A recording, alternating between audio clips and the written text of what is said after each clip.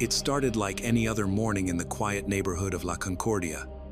Inside her modest apartment, Lucia moved through her usual routine, helping her youngest daughter get ready for school, straightening up the house, and preparing herself for another day at work. But within minutes, the calm of that morning was torn apart. Screams tore through the silence, echoing throughout the building. A panicked neighbor immediately called the police. When the authorities arrived and broke down the door, the scene before them was an unimaginable tragedy. What was discovered that day shocked not only the whole neighborhood, but also the whole city. Lucia Juliana Pinto, a mother who had sacrificed her life for her children, had been brutally stabbed 32 times. So what really happened to Lucia Juliana Pinto that fateful morning? Lucia Juliana Pinto was born on February 26, 1976, in Bucaramanga. She grew up in a home where values like hard work, kindness, and generosity weren't just taught, they were lived every day. Her parents were her greatest role models, showing her by example how to care for others and stay grounded in life's challenges. Even as a child, it was clear that Lucia had a warm soul and a rare ability to connect with people, but life wasn't always easy. Her family often struggled financially, and those challenges became harder to ignore as she grew older. Despite their efforts, her parents could barely make ends meet. That's when Lucia decided to step up. From an early age, she helped with chores, learned how to manage small responsibilities, and did whatever she could to ease the burden at home. During these years, she discovered something that would shape her future: her love for cooking. Surrounded by simple recipes, pots, and pans, Lucia found joy in preparing meals for her family. Cooking wasn't just a daily necessity, it became a passion, a way of expressing love and creating happiness for those around her. What started as a routine soon turned into a dream.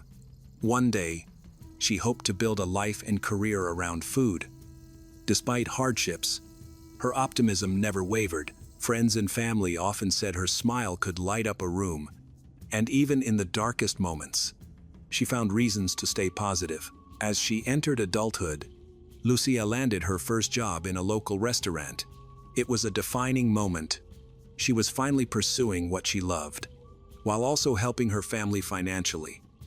Life seemed to be moving forward, and, for a brief time, love entered her world. She had a child with Pablo Julián Lozano Pinto, but the relationship was short-lived and ended under painful circumstances. The father refused to take responsibility, leaving Lucia to raise her son alone. Still, she didn't let that stop her. Instead, she became even more determined.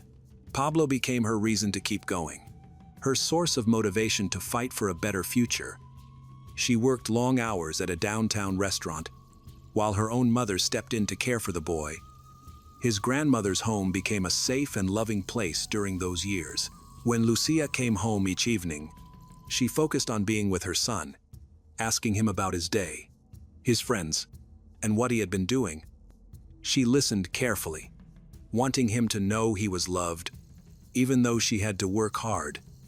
Lucia's mother understood the silent burden Lucia carried, the challenge of balancing being a mother, working, and pursuing her strong hope for a better future. Then one day, life took an unexpected turn. Lucia introduced Pablo to someone new, her boyfriend. His name was never made public, but he worked as a truck driver and had been honest about his intentions from the start. He wanted to be a part of both Lucia's and Pablo's lives. After a short relationship, the couple decided to move forward together. They found a small apartment on the third floor of a building in the heart of the La Concordia neighborhood. With freshly painted walls and shared dreams, they began a new chapter. Soon after, Lucia gave birth to her first daughter. For Pablo, who had always been the center of his mother's world, the change was difficult. He wasn't just adjusting to a new father figure. Now, he had to share his mother's love with a newborn sister. It was a tough transition, and although Lucia loved all her children equally, The baby naturally required more time and attention, causing Pablo to feel pushed aside. This feeling deepened in 2011 when Lucia gave birth to her second daughter. By then, Pablo was 16. The growing family brought more joy to Lucia, who finally felt fulfilled and stable. Pablo, however, was going through an emotional storm. He began to feel isolated and confused, struggling in quiet moments with questions about his identity and his place in the family. Around this time, Pablo began to question his own sexuality, a subject deeply taboo in his environment. He felt ashamed, scared, and unsure how to talk about his feelings. The fear of being judged or misunderstood led him to keep everything inside, withdrawing emotionally and unable to share what was going on with his mother. His inner world grew darker as shame, resentment, and confusion slowly built up. He began to feel alone, uncertain, and angry, not just with others, but with himself. Eventually, Pablo found refuge among a group of local teens in the neighborhood, and through one of them, he was introduced to cannabis. It became an escape, a way to quiet the inner turmoil. But in truth, it was only the beginning of a much more complex and difficult chapter in Pablo's life. Things spiraled quickly out of control. Spending time on the streets with friends became Pablo Julian Lozano Pinto's 28 daily routine, and his banned substance use grew more frequent until eventually he dropped out of school altogether. For Lucia Juliana Pinto, that was the beginning of countless sleepless nights. Each evening filled her with anxiety as she waited, never sure if her son would come home. In time, Pablo's absences became the norm rather than the exception. Whenever she tried to reach out, Pablo's reactions were harsh, even cruel. He lashed out, pushing her away with cutting words, his spark gone. Worse still, his behavior grew increasingly violent, unpredictable, and hostile. Home became unbearable, and Lucia was the one who endured the most. She became the constant target of his rage, his outlet for frustration and pain. Pablo blamed her for everything: his poor choices, his unhappiness, even his own sexual identity. Any attempt by Lucia to guide him, encouraging him to go back to school, find a job, or seek help, only deepened his anger. Their talks quickly turned into shouting matches, some of which escalated into physical confrontations. More than once, he threatened to kill her. When Lucia's mother discovered how serious the situation had become, she stepped in, trying to reason with her grandson and remind him of the love that surrounded him. But her efforts fell on deaf ears. Consumed by rage, Pablo lashed out at her too verbally and physically. Heartbroken and unable to cope, the elderly woman made the painful decision to leave the household and never return. A similar pattern followed with Lucia's younger daughter. She also tried to make peace with her brother, hoping to calm the storm tearing their home apart. But her words could not reach him. Eventually, exhausted by his aggression, she admitted to her mother that she was counting the days until she could move out and start a new life far from the chaos. And still, Lucia refused to give up. Despite everything, her love as a mother remained unshaken. She kept trying to pull her son out of the darkness, holding on to the hope that one day he would change. But it grew harder with time. Lucia's husband, because of his work, was often away, leaving her and the youngest daughter to face Pablo's violent outbursts alone. Neighbors had long grown accustomed to the shouting, the late-night screams, and the desperate cries echoing from her apartment. Many could not understand why Lucia hadn't reported her son to the authorities. But they also knew how much she had sacrificed for her children, and how much she continued to endure. Calling the police was a step Lucia simply could not bring herself to take. Instead, she placed her hope in professional help. At first, Pablo refused, but after relentless effort, he finally agreed to enter a rehabilitation center. Sadly, it didn't last. Just a few months later, he relapsed and abandoned the program. Back at home, his life remained as unstable as ever. Determined not to give up, Lucia began researching treatment options outside of Bucaramanga. She searched for places that went beyond detox, centers that offered mental health counseling, emotional healing, and long-term reintegration programs. Eventually, she found one in Medellin that seemed to embody everything she had been hoping for. Modern, well-staffed, and focused on rebuilding the person, not just treating the addiction. In mid-2022, she sat down with Pablo to propose the idea of starting over in Medellin. She knew convincing him wouldn't be easy, so she chose her words carefully. She spoke of the opportunity to leave behind negative influences, the chance to rediscover his self-worth, and the possibility of building a new life. To her surprise and relief, he agreed. For the first time in years, Lucia felt a wave of hope. She personally accompanied her son to Medellin, stayed by his side until he was safely admitted, and returned to Bucaramanga with a fragile sense of peace. With Pablo away, the household settled into a rare calm. Lucia focused on rebuilding her own life. She found work again, spent more time with her youngest daughter, and checked in with Pablo regularly. Weekend visits became her source of strength. She saw progress, genuine progress, and it renewed her optimism, but that optimism was shattered. On one visit, Lucia was told something that made her blood run cold. Pablo had abandoned the program weeks earlier, and no one had informed her. Desperate, she searched for him until she finally found him in Medellin, living with another man he introduced as his partner. Almost instantly, her instincts told her something was wrong. The man was also using banned substance. The atmosphere felt heavy, and soon her fears were confirmed. Pablo confided that the relationship was volatile, marked by constant fights and bursts of violence. From then on, Lucia made regular trips between Bucaramanga and Medellin, so frequent that she eventually lost her job. Then, at the end of 2022, disaster struck.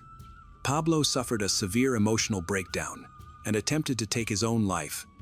The moment Lucia found out, she rushed to Medellin, determined to bring him home where she could care for him. But the situation was worse than she imagined.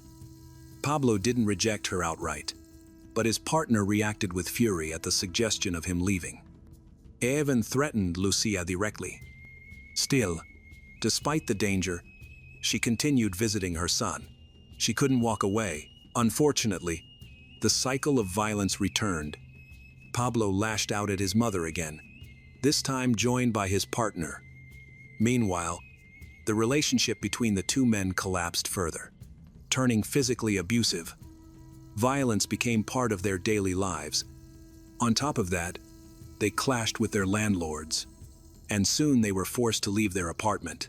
Worn down but encouraged by Lucia, Pablo finally decided to end the relationship and return to Bucaramanga in April 2023. Lucia welcomed him home with open arms, but peace did not follow. Almost immediately, old habits resurfaced. Pablo disappeared for days at a time, stayed out all night, and drifted between rented rooms across the city. When he did come home, his behavior was erratic and aggressive. Their rare interactions often ended in heated fights. Once again, Pablo's anger fell squarely on her shoulders. Although Lucia had long accepted the painful truth of her son's condition, it had never gotten any easier for her to bear. Still, she held on, trying to preserve some semblance of normalcy. Even as her world continued to unravel, in August 2023, a small ray of hope finally appeared for Lucia. She had just been hired for a steady position at a local restaurant. When she got the news, it felt like life was finally giving her a break.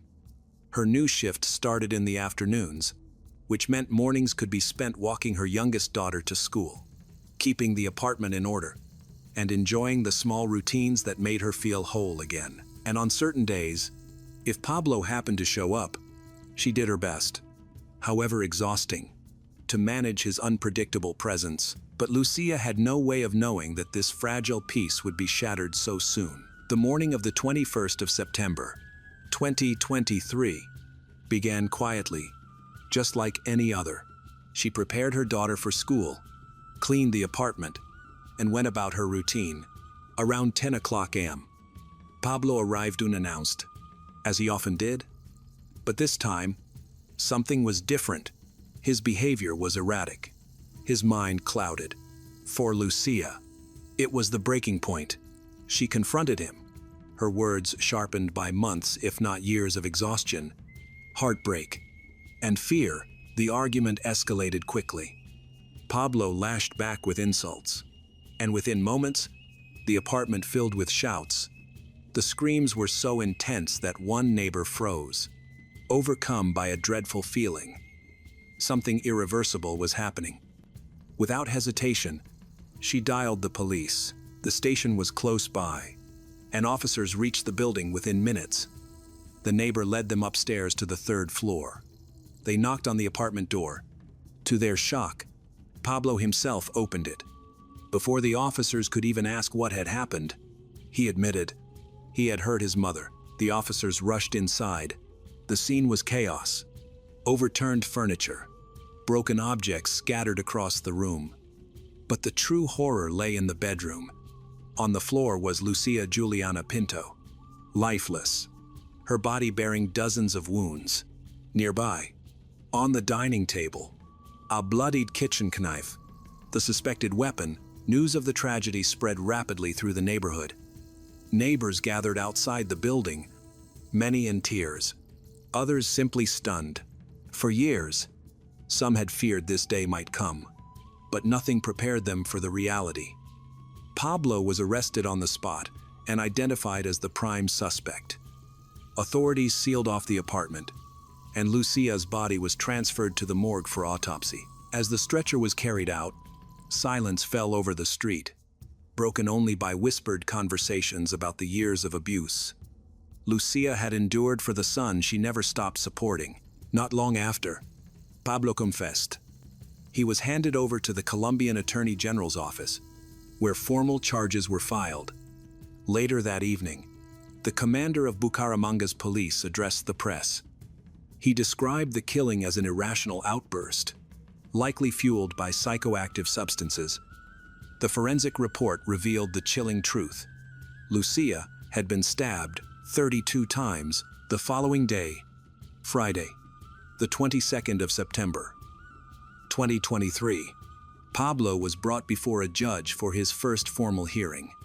The prosecution presented damning evidence, neighbor testimonies, signs of a violent struggle throughout the apartment, and Pablo's own confession. According to the judge's reconstruction, based on police reports, Lucia had died only minutes before officers forced their way inside. The judge highlighted Pablo's long history of domestic abuse, most of it directed at his mother, and described the act as one of extreme cruelty, driven by deep-seated hatred despite her lifelong devotion to him. Psychological experts confirmed that while Pablo battled addiction, he was fully aware of his actions at the time of the crime. He was deemed mentally competent to stand trial. As a result, Pablo Julian Lozano Pinto was formally charged with aggravated femicide, a crime in Colombia reserved for the murder of a woman by someone close to her, often marked by gender-based violence. At the end of the session, the judge asked Pablo directly if he accepted the charges. He stayed silent. With that, he was remanded into pre-trial detention, awaiting further proceedings. If convicted, he faced between 21 and 41 years in prison. On the 20th of February, 2024, exactly 5 months after the murder, the case finally reached its conclusion. Pablo's trial was held via video conference. From inside his detention center, he appeared before a sentencing judge in a single public hearing. The prosecution presented its final arguments, emphasizing how Pablo's addiction had destroyed not only his own future, but the lives of those closest to him. They also reminded the court of the enduring love of his mother, who, despite years of abuse, had never abandoned him. Faced with overwhelming evidence and unable to deny responsibility any longer, Pablo finally admitted his guilt.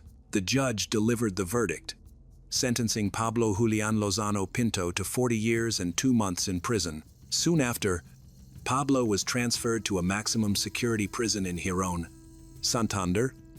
From that moment, silence fell over the family. They were left grieving not only the violent loss of Lucia, but also the downfall of Pablo, as a brother, and now a convicted murderer. Her husband, now widowed, stood beside his daughters and extended family, united in mourning. When asked, they shared only one wish: that Pablo be held fully accountable, and that he would never again have the chance to harm another human being. Lucia Juliana Pinto's story is one of love, sacrifice, and resilience. A woman who gave everything for her children, even when it meant carrying unbearable pain. While justice has now been served in the courtroom, the scars remain. For her family, the absence of Lucia is an unfillable void. And for her community, her story serves as a haunting reminder of how fragile peace can be inside our own homes. On a Sunday afternoon in Tijeras, New Mexico, loud explosions shattered the silence. After the noises stopped, they heard a dog yelp, and then silence. It was clear something awful was occurring inside a house. Later, a young man emerged from the house to speak with police, and his statements, along with what the police discovered, shocked the entire community. Join us as we explore this case further, revealing disturbing truth secrets, lies, and a courtroom drama where the distinction between innocence and guilt became more complicated than anyone imagined. The Mestre family wasn't well known in Tijeras, New Mexico, but those who knew them considered them quiet and reserved. The family, consisting of Raimundo Mestre, the father, Bertha Huerta Conde, the mother, their 3 children, Nancy, Adli, and Brielle. They had moved to the small community around 2021. They rented a house with a large, private yard, and it quickly became one of their favorite things about the house. Raimundo was a hard-working man devoted to his family. Bertha, his wife, was a kind, caring homemaker, well-liked by their neighbors and friends. By 2024, their oldest daughter, Nancy, had moved in with her partner and was pregnant with her first child. As autumn neared, the entire family eagerly awaited the baby's arrival. However, their joy was short-lived. A sudden and tragic event was about to turn their happiness into grief. On Sunday, the 13th of October, just before 2:00 p.m., emergency services received a call from a concerned man. He explained that he had heard several loud bangs at Mestre house next door. They sounded like gunshots to him, 5 or 6 in all, followed by a single gunshot about 10 minutes later. He also thought he heard the distressed cries of a dog. At first, he thought he might be overreacting, but when he tried to reach their family by phone and got no answer, his anxiety grew. He walked to the house and rang the doorbell several times, but there was still no answer. That's when he decided it was time to call the police. Around 2:14 p.m., officers arrived and their body cameras began recording. As they approached the house, they had no idea what they were about to encounter. They knocked on the door. After a few moments of silence, a disoriented and unsteady young man, 24-year-old Adli, answered.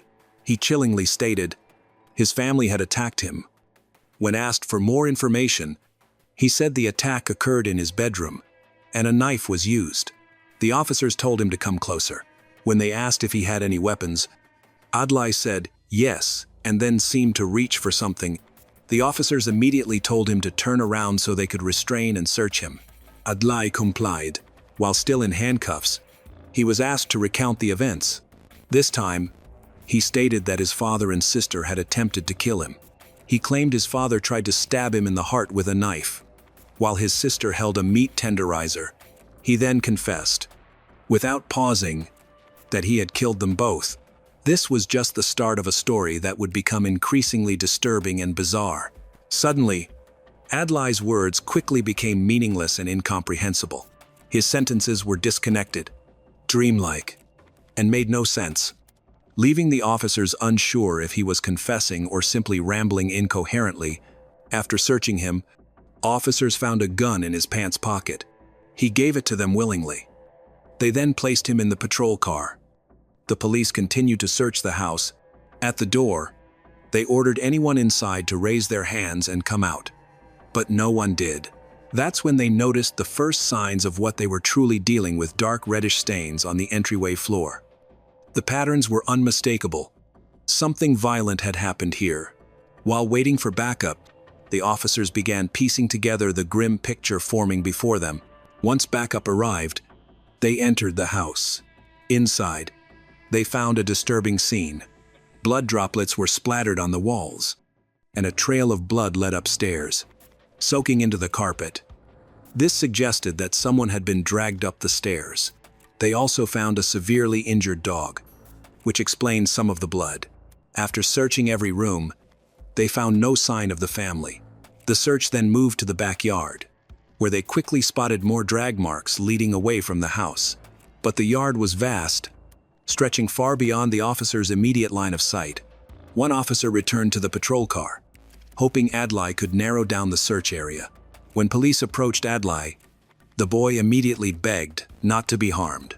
The officer calmed him, explaining they only needed to know the location of his family. Instead of answering, Adli asked if the officer had seen his dog, sounding strangely excited.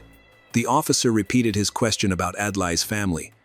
Adli finally confessed that the bodies were in the backyard. He then directed the officer to where the bodies were. The search team received the information and quickly found the bodies of the Pardis, of Clordes, 46-year-old Raimundo, 51-year-old Bertha, and 17-year-old Brielle. Adli's confession to ending their lives was, at least in this detail, the truth.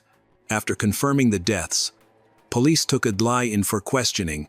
He claimed the bodies were convulsing and foaming at the mouth, and that their wounds had somehow healed. Then, Adli launched into another nonsensical story, this time involving seismic waves, the Big Ben clock tower, a submarine, and an unknown woman. The detective let him talk for a few minutes before handing him a pen and a piece of paper and asking him to write down his story. Adli readily agreed. It was at this point the detective understood this interrogation would be far from typical. After informing Adli of his rights and making sure he understood them, the detective asked him again about the fate of his family. Ultimately, he confessed to shooting their dog. The animal was rushed for emergency veterinary care, suffering from 3 gunshot wounds. Despite the efforts to save it, the injuries were too severe, and the dog had to be euthanized. Back at the crime scene, investigators recovered a mop soaked with reddish stains. In the interrogation room, the detective continued to press for specifics, asking Adli where his father had been during the attack and where he had delivered the fatal blows. At first, Adli's words were nonsensical. Eventually, he stated that his father had been in the living room when he sustained the fatal injuries. Although officers had already located bullet casings inside the house, they also found other evidence: a meat tenderizing hammer stained with blood and a bladed weapon. This combination of clues led them to speculate on the sequence of the killings, but Adli's statements only deepened the mystery. During the home search, officers found documents from September, just weeks before, showing that Adli had recently been discharged from a mental health facility. He had been treated there for psychosis. The records mentioned he experienced hallucinations and heard voices. Officers photographed these documents as evidence. Later, when asked what he did with the bodies after killing them, Adli answered with chilling calm, showing no sign of remorse. He said he had intended to bury them. Among Adli's incoherent written notes, the detective found disturbing references to possession by dark forces and claims that his family had tried to curse him.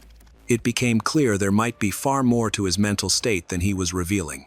Left alone again, his behavior became stranger still. At one point, he appeared to hold a conversation with someone who wasn't there.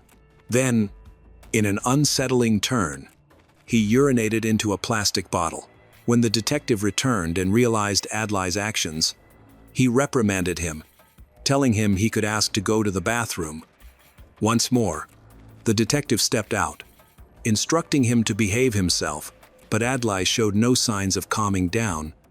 Instead, his erratic behavior escalated to a disturbing level. He began shouting to God, then suddenly turned to address the men in the room, rising to his feet. He moved in a way that, captured on camera, would mark the moment the situation took a sharp, alarming turn. Without warning, Adli began violently kicking the wall of the interrogation room. Within moments, he had created a hole large enough to squeeze through. Escaping into the hallway, he made a direct path toward the elevators. The noise drew the attention of deputies, who intercepted him. Just seconds later, it became clear that the walls of the sheriff's office were never designed to hold someone determined to break out. Deciding it was too risky to keep him inside, they placed him in the back of a patrol car to let him calm down. Once he appeared more settled, Adli was brought back inside for processing photographs, a buckled DNA swab, and the collection of his clothing. He was issued a temporary jumpsuit and escorted back to the patrol vehicle. This time, the destination was the county jail. Upon arrival, he was placed in an intake holding cell. Investigators found Adli's sister, Nancy, and had the difficult job of informing her that most of her family had been murdered in a shockingly violent way. She became visibly upset, sobbing, and struggled to understand what was happening. In a later interview with detectives, Nancy explained why Adli might have brought up possession. She was both disbelieving and angry as she described how her family had minimized or excused Adli's strange behavior. This was partly because their mother believed Adli was possessed and not accountable for his actions. However, Nancy disagreed with this explanation, believing that there had been significant warning signs that were ignored. Nancy also told detectives that at the time Adli was released from the hospital, mental health professionals concluded that he was not a danger to himself or others, and that he had never mentioned any intention of harming his family. When asked about his medication, Nancy confirmed he was prescribed treatment, but admitted he was not taking it consistently. She had confronted him about it herself, worried for his well-being. She said she wasn't the only one. Her mother had even found pills in the trash. Everyone in the household had urged him to take his medication. Despite these issues, Nancy said her brother had appeared normal for months leading up to the killings. Authorities later confirmed that the firearm believed to be the murder weapon was legally registered to their mother. On Monday, the 14th of October, the sheriff held a press conference calling the case highly complex and in need of thorough analysis. He disclosed Adli's medical history and shared key investigative findings. The sheriff also raised concerns about the state's red flag gun laws, measures that allow authorities to temporarily remove firearms from individuals deemed a danger to themselves or others, suggesting that such intervention might have prevented the tragedy. The neighbor who had first called 911, it spoke to reporters as well, still shaken. He said he had never noticed anything alarming about the family and remembered them only as kind and friendly. On Friday, the 18th of October, 5 days after the murders, Adli appeared in court for his initial hearing. One of the responding officers testified, describing the scene as brutal. Prosecutors told the judge they had recovered 10 9mm shell casings from the property, and that the victims also showed signs of blunt force trauma. The state played security footage from the sheriff's office, showing Adli breaking through the wall during his attempted escape. Though calmer that day, the sight of the video prompted him to interrupt his own attorney, insisting he wanted to speak. Ignoring his lawyer's advice, he loudly claimed his medication had been stolen and that he had tried to escape because he was afraid.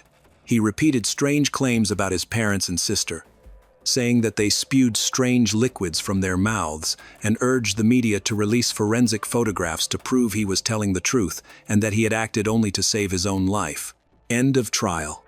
Adli Mestre was formally charged with 3 counts of first-degree murder, 4 counts of evidence tampering, 1 count of extreme cruelty to animals, 1 count of escape from police custody, and 1 count of criminal damage to public property. His attorney argued for supervised release with proper medication, but the judge sided with prosecutors, ruling that Adli was a danger to the community and ordering him held without bond. Months later, in April 2025, a judge declared Adli incompetent to stand trial and ordered him transferred to a mental health facility for treatment. His competency will be evaluated again in the future. For now, no updates have been released, and it is presumed that he remains hospitalized, awaiting the court's final decision. Now that the full scope of this harrowing case is known, the question remains: will the justice system ultimately bring closure to the Mestre family? Or will investigative challenges, mental health complexities, and systemic gaps in firearm regulation leave the truth forever clouded? That night, Keith Green went out to attend an important meeting, not knowing it would be the last time he would be seen. The next morning, his phone was found abandoned in Golden Gate Park. No trace, no message. As police followed each lead, they all pointed to a cold, premeditated murder. But when the trial ended, the nation was shocked. The accused walked free. It was a story that made everyone ask, is justice ever fair? Or is it only for the rich? At approximately 9:00 p.m. on April 28, 2016, Keith Green and Tiffany Lee met at Millbrae Pancake House, a small restaurant about a 30-minute drive from their former home in Hillsborough. They planned to discuss the custody of their 2 daughters. However, the conversation shifted, and Keith requested $4,000 per month in alimony from Tiffany, along with one of their BMW cars. He claimed these requests were to ensure their daughters' comfort when staying with him, preventing them from experiencing a significant decrease in their standard of living. The discussion lasted approximately 1 hour. Tiffany left the restaurant before Keith. The following morning, the 29th of April, around 10:00 a.m., a passerby discovered an unattended cell phone in San Francisco's Golden Gate Park. The phone was identified as belonging to Keith Green. This discovery was puzzling because the park was a considerable distance from Hillsborough, and Keith had no apparent reason to be there. Friends and family attempted to contact Keith by phone, but he did not answer. Tiffany also stated that she had not heard from him since they left the restaurant. By that evening, missing person flyers featuring Keith's picture were being distributed throughout the city. At the time of his disappearance, Keith was wearing black sweatpants and a white jacket with green sleeves. He had tattoos of Martin Luther King Jr. and Malcolm X on his legs. The search moved quickly. The case took on greater urgency when it became clear that Keith hadn't returned to the friend's home where he'd been staying temporarily, nor to any relatives. None of his bank accounts had been touched, and his phone was switched off. From the moment he walked out of the diner, it was as if Keith had simply vanished. Keith Andrew Green was born on July 19, 1989, and raised in San Mateo, California. He was from a working-class family. After his parents' divorce, he lived with his mother, Colleen Cudd, although they didn't have much money. Keith was energetic and sociable. In high school, he was a talented athlete, particularly in football. As the star quarterback at Aragon High School, he led his team to an undefeated season and a playoff win in 2005. His athletic skills earned him a partial scholarship to Eastern Washington University, where he continued to play football. However, he had difficulty keeping up with his coursework and the rigorous training demands of college sports. Ultimately, he withdrew from the university before graduating. After returning to California, Keith had some run-ins with the law. As a minor, he got involved in a scheme involving the fraudulent use of Macy's gift cards. While he didn't face severe legal penalties, the incident hurt his reputation and future prospects. In early 2009, Keith met Tiffany, a young woman from a rich Chinese family in Hillsborough, California. Although they had different backgrounds and lifestyles, they started dating. Within a year, they moved into a lavish house in a very exclusive neighborhood, worth about $7 million. Tiffany's mother had given her the house as a gift. This was a huge change for Keith, who went from living simply to enjoying luxury every day: expensive cars, household help, a nanny, and a personal driver. Keith and Tiffany have 2 daughters. From the outside, They seemed like the ideal family. However, Keith wasn't steadily employed and depended on Tiffany's family for money. He said he wanted to focus on self-improvement. With Tiffany's support, he enrolled at Le Cordon Bleu in Pasadena, a well-known and costly culinary school. He was scheduled to finish his studies in September 2016 and intended to start a restaurant career. Tiffany paid for his tuition, which was approximately $40,000 per year. Despite their apparent success, problems were developing. Keith felt insecure because he relied on the Lee family for money, and this caused friction. People close to Tiffany said she started seeing Keith less as a father to her children and more as someone just spending her money. In early 2015, Keith and Tiffany's relationship began to fall apart. Keith was drinking and using marijuana. He still couldn't find a steady job. His culinary school training didn't make up for his financial and emotional reliance on Tiffany. They argued more and more often. They officially separated in October 2015. Keith moved in with a friend, but wanted to stay involved in his daughter's lives. He also tried to maintain their previous lifestyle, possibly for both their benefit and his own. However, Tiffany controlled most of the money and decisions, which made Keith feel increasingly disconnected and saddened. To better understand the story, let's learn about Tiffany's life. She was born in Beijing, China.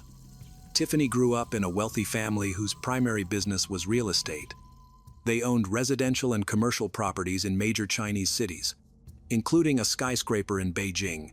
Over time, the family expanded their investments to the US, the Caribbean, and other international markets.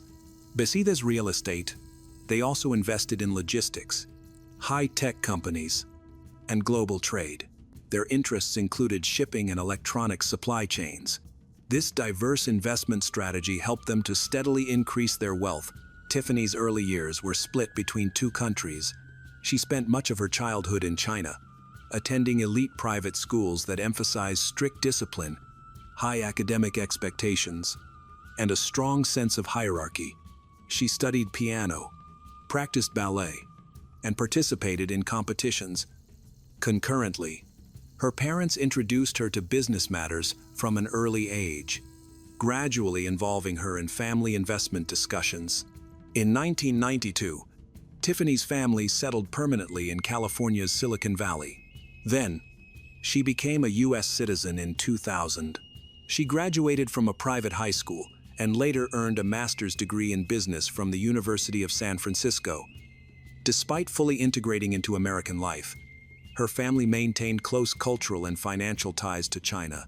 In the early 2010s, Tiffany managed her family's real estate in California.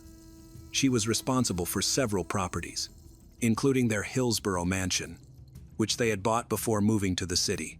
Hillsborough View was chosen for its safety, reputation, privacy, and wealthy residents who didn't need to show off. Tiffany's social background, education, and perfect English allowed her to easily fit in with the local upper class. She went to charity events, joined parent groups at private schools, networked with business owners and lawyers. People saw her as a confident and independent woman from a prominent family. Her behavior reflected her dual background.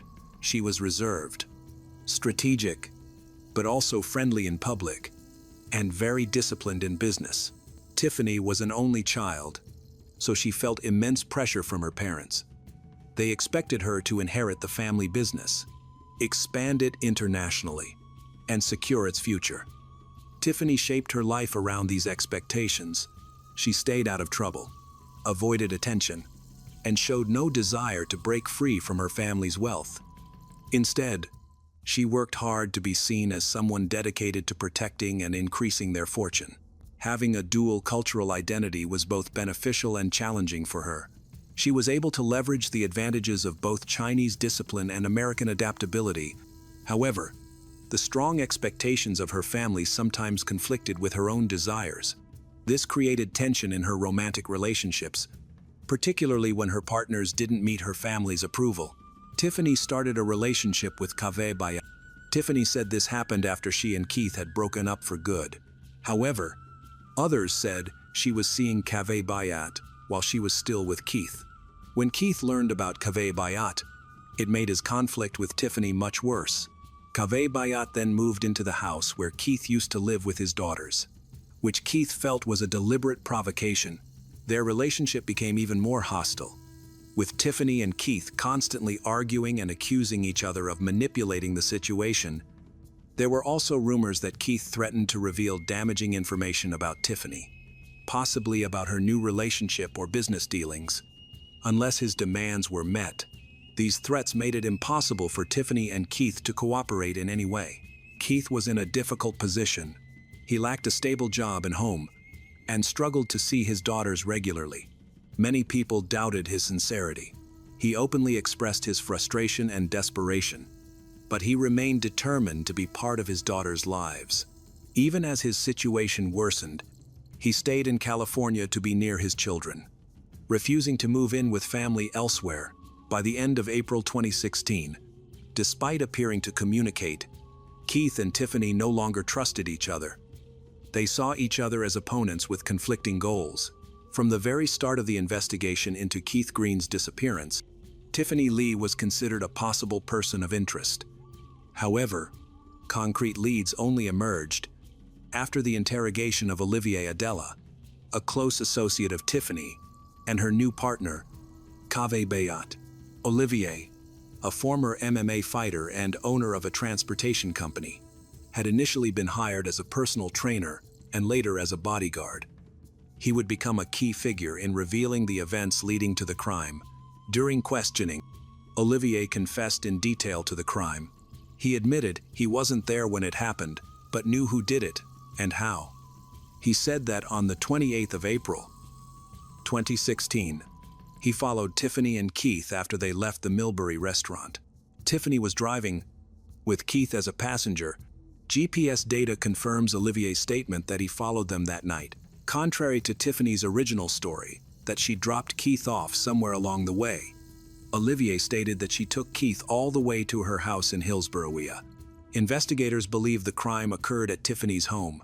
Olivier claims he was driving behind them but didn't participate in the crime, though he knew it was going to happen. Kaveh Bayat claims he shot Keith in the head with a 9mm handgun in the garage of their home. Blood evidence in the garage and one of the family's cars confirmed Keith was there. After the shooting, the body was put in a vehicle. The following day, Tiffany and Kaveh asked Olivier to get rid of the body. Olivier agreed because he felt he was already too involved and saw it as repayment for the money, gifts, and loyalty they had given him. He drove the body to a secluded, wooded area in Sonoma County. 2 weeks later, the body was found. Forensic experts determined Keith died somewhere else. The most important part of Olivier's statement was his claim that the crime was planned months beforehand. He stated that Tiffany and Kaveh had asked him to kill Keith as early as February 2016. When Olivier came to see them, they took his phone and searched him to make sure he wasn't recording them. As a precaution, Olivier said he refused to kill Keith himself but agreed to pressure him, saying he didn't want to go too far. However, he continued to communicate with Tiffany and Kaveh, assist them in other ways. Later, when they asked him to get rid of the body, he agreed because he felt he couldn't refuse. Investigators confirmed his involvement. Blood matching Keith's DNA was found in the trunk of Olivier's car. Surveillance footage also showed all three moving in sequence, first toward Tiffany's home, then to the remote location where the body was later found. The evidence of premeditation became the backbone of the prosecution's case. The search uncovered messages between Tiffany and Kaveh indicating they had been working together. The murder weapon itself was never recovered. However, the wound characteristics and trajectory led experts to conclude that a 9mm handgun had been used. Additional, though not conclusive, evidence came from gunpowder residue found in the garage where, according to Olivier, the shot was fired. Olivier's confession formed the basis for arresting all three suspects. His detailed knowledge of the transport of the body and facts only a participant could know proved his active role rather than mere presence at the scene. Olivier's testimony was obtained as part of a preliminary agreement with the district attorney's office. He agreed to cooperate in hopes of reducing his own sentence, an arrangement that would later play a pivotal role in the case. Early in the investigation, authorities believed they had enough proof to determine that Keith Green's death was not accidental or the result of a spontaneous fight. The investigators determined the crime was planned in advance. With each of the 3 suspects assigned a specific role, Tiffany was initially questioned on May 4th. When asked about the GPS data showing her traveling the same route as Keith on the night of his death, she denied knowing why and maintained that they had separated after dinner. However, investigators already had a different understanding of what happened, and her responses only increased their suspicion that she was hiding something. Around the same time, Cavey was also questioned. He denied any involvement, claiming that he was at home on the night Keith went missing. However, his cell phone data placed him in the same area where Tiffany and Keith's movements were recorded, and later near Olivier's residence. He had also been exchanging messages with Tiffany throughout the evening of the 28th of April. This contradicted his version of events and heightened investigators' doubts. On May 26, 2016, Tiffany Lee, Cavey Bayat, and Olivier Adela were all arrested. They were charged based on false statements, inconsistencies in their stories, cell phone data, biological evidence, surveillance video, and suspicious messages. However, key pieces of evidence were still missing, such as the murder weapon, a recording of the crime, or a confession from the actual shooter. Despite being charged together, each suspect's legal case progressed separately. Tiffany was the first person granted bail in the case. Prosecutors worried she might leave the country and requested a very high bail amount. Because Tiffany had dual citizenship in the US and China, substantial financial assets, and property in other countries, the court set her bail at an unusually high $35 million. This was one of the largest bail amounts ever in San Mateo County. California law allows a defendant to be released by paying 10% of the bail in cash, with property covering the rest. Within 2 weeks, Lee's family raised the money by using California real estate as collateral and paying some of the amount in cash. Tiffany was released on June 8, 2016, and was monitored electronically and not allowed to leave the country. The public responded quickly and strongly. Newspapers and social media buzzed with discussions about whether the situation was fair. A wealthy woman, accused of planning a crime in advance, was allowed to go home. Meanwhile, the other 2 defendants stayed in jail. Activists, the victim's family, and people fighting for equal rights claimed this case showed how much better options rich people have compared to everyone else. Articles started to ask if the justice system could ever be truly fair, if being rich could buy your freedom. As the trial approached, the prosecution faced a significant hurdle. They had no direct physical proof linking Tiffany to the crime. Instead, their case relied on circumstantial evidence, including messages, witness statements, traces of blood, but no murder weapon, crime scene video, or Tiffany's fingerprints at the location. Their main task was to present this indirect evidence in a compelling way. The defense attorneys presented a different argument. Tiffany's lawyers claimed the case was based on guesses, not proven facts. They highlighted that Tiffany's DNA wasn't found in the garage where the crime supposedly happened, and there were no fingerprints or a murder weapon linking her to it. They stated that there was no clear evidence connecting her to the crime. They also expressed worry about prejudice, implying that people suspected her because of her ethnicity and wealth. Cavey's defense relied on similar arguments: insufficient evidence, no direct link between him and Keith's body, and no trace of his biological material at the suspected crime scene. His lawyers emphasized that simply exchanging text messages with Tiffany could not be equated with carrying out the crime. For Olivier, the strategy was different. His decision to cooperate as a witness strengthened the prosecution's case, but also created a vulnerability. His testimony could be seen as the result of pressure or an attempt to avoid prison time. From the very beginning, even during the initial hearings, it was obvious that the trial would be a major event. The case involved sensitive topics like violent death, family arguments, money, immigration, legal strategies, and unfair social differences. which were sure to attract a lot of public interest. Both the prosecution and defense used all available legal, financial, and media resources to try to win. Under the court's guidance, Tiffany stayed out of the public eye and only communicated through her lawyer's official announcements. Cave and Olivier remained in jail awaiting trial. Although their cases were initially separate, they were combined into one trial. This allowed the prosecutors to present a single, coherent explanation of the crime. The main trial in the Keith Green case began that September in San Mateo County Superior Court. Tiffany and Cave were the defendants, with Olivier's testimony forming the backbone of the prosecution's organized conspiracy theory.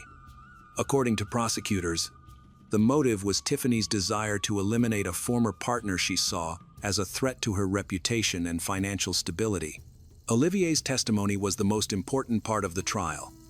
Under oath, he confirmed Cave and Tiffany's involvement in the alleged plot. However, during cross-examination, the defense exposed inconsistencies. For example, he couldn't clearly explain why, after Keith's death, he first drove home and only later returned for the body. The absence of definitive proof placing him face-to-face with Tiffany and Cave at the moment of the crime was another weakness. Questions also arose regarding Olivier's finances. A search of his home uncovered $30,000 in cash and expensive items, including a watch that had belonged to Keith. Olivier claimed the money came from his work and personal savings. But this explanation was met with skepticism. The defense argued that he could have been more than an accomplice, possibly even the direct perpetrator.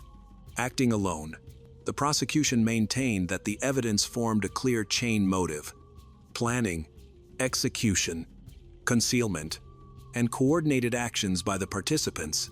The defense countered that not a single piece of physical evidence, no fingerprints, no DNA, no weapon, directly proved Tiffany had committed the crime or was present when it happened. Meanwhile, the court also considered the case of Cave Bayat. His defense categorically denied any involvement in the crime. He maintained his innocence, claiming he had been at home at the time of the case. His attorneys argued that the prosecution had not presented a single piece of physical evidence placing him at the scene. After weeks of testimony, the trial reached its decisive stage. The jury now had to decide whether the evidence presented was strong enough to prove guilt beyond a reasonable doubt. After Olivier Adela testified, the murder charges against him were dismissed, and he was freed. However, his freedom didn't last long. As soon as he left the courthouse, federal immigration officers arrested him for violating U.S. immigration laws. A background check revealed that there was no record of American citizenship for someone named Olivier Adela. It turned out his real name was Mustafa Traore, and he had been living in the United States illegally for 20 years using forged documents and a stolen identity. He had fraudulently obtained U.S.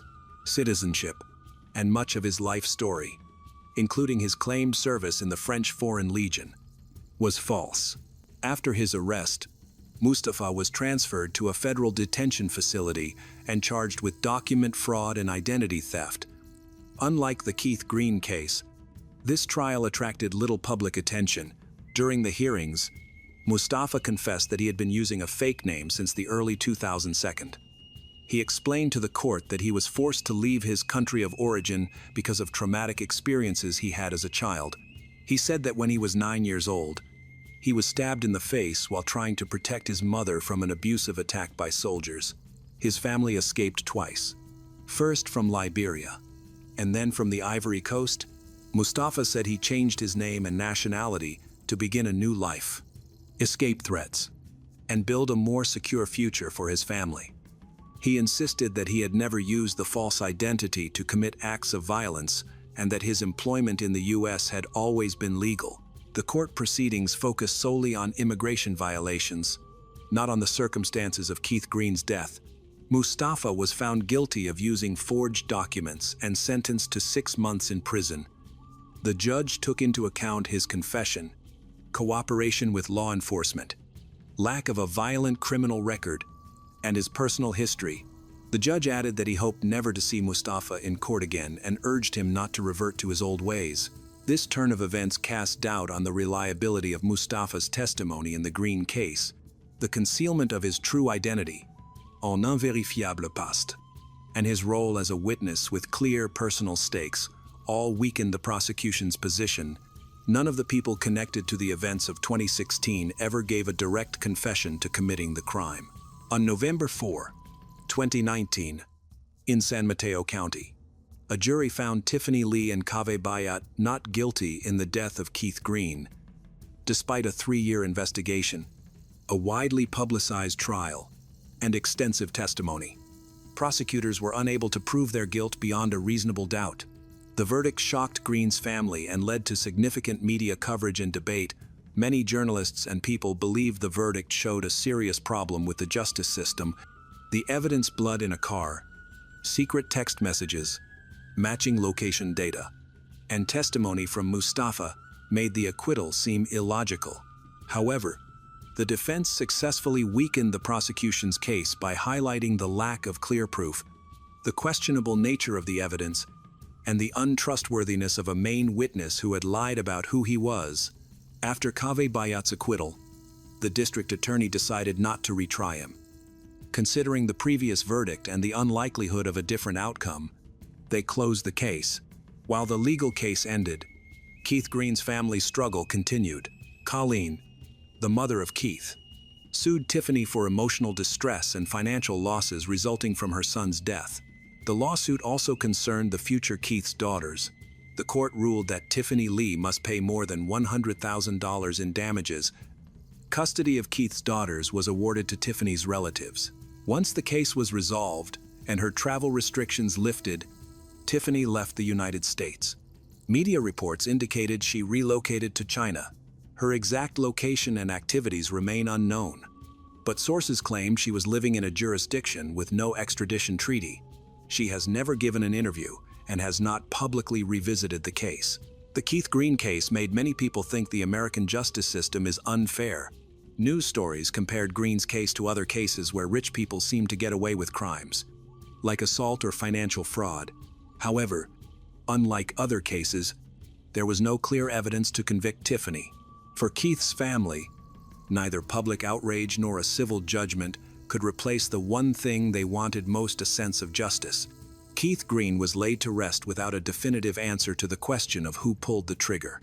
And his daughters, who lost their father, were left with memories clouded by unanswered questions. Love triangles have always been one of the deadliest sparks behind domestic crimes.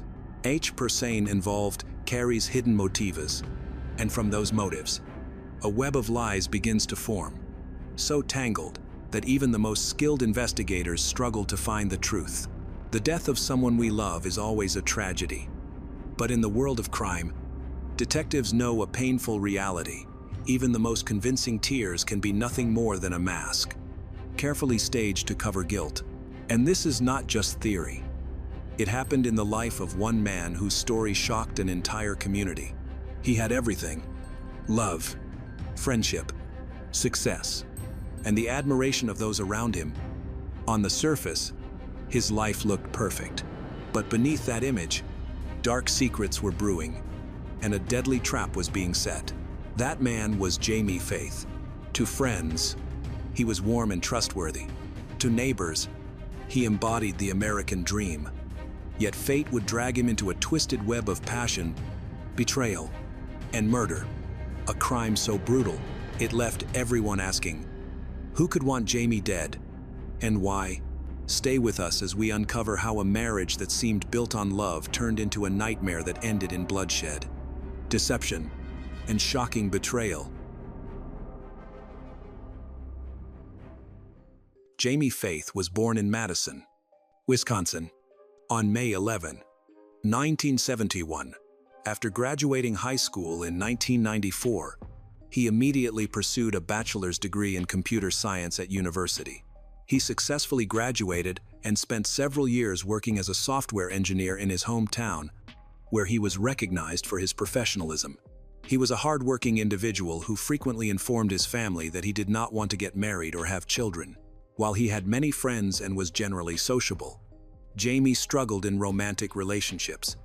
However, those who knew him well described him as a decent, family-oriented man, friendly, warm-hearted, and an animal lover. In the fall of 2005, at the age of 34, Jaime traveled to Arizona, where he met Jennifer, a healthcare administrator. They hit it off immediately, talking late into the night, and their relationship quickly blossomed. Jaime moved to Arizona shortly after meeting Jennifer and easily bonded with her 8-year-old daughter, Amber. As their relationship grew, Jaime advanced professionally at American Airlines. Their life together appeared to be flourishing. Jaime has built a good relationship with both Jennifer and Amber. Treating the girl like a daughter, he contrasted sharply with Jennifer's previous partner, Amber's biological father, who had abandoned her when he learned of the pregnancy. Jennifer described her former partner as abusive and cruel, often instilling fear in her.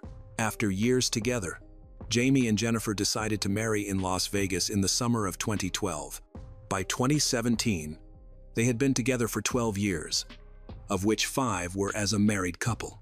Jaime landed a new high-level position at American Airlines, which required them to move from Arizona to Texas. They settled in Dallas and began building a new home in the Oak Cliff area of California, just 11 kilometers from the city, which Jaime believed was the perfect place to live. They are loved by the community, often hosting barbecues for the neighbors. Jaime remained a hard-working and kind person who enjoyed walking his dog each day. By October 2020, Jaime and Jennifer had been married for 8 years and had lived in their home for over 3 years. They celebrated their 15th anniversary since meeting with a special dinner on October 8. The next morning, Friday, October 9, 2020, Jaime, now 49, was preparing for work around 7:30 a.m. He took his beloved dog for a short walk, which was part of his daily routine. On this morning, however, an unforeseen tragedy awaited him. In the usually quiet neighborhood, there were few people out, and their house had security cameras that captured Jaime and Jennifer leaving with the dog. Unbeknownst to them, this walk would mark the final moments of Jaime's life. A black pickup truck was parked on the opposite side of the road when a stranger wearing a blue mask suddenly got out.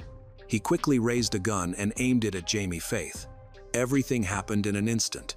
Jaime barely had time to react and was caught off guard.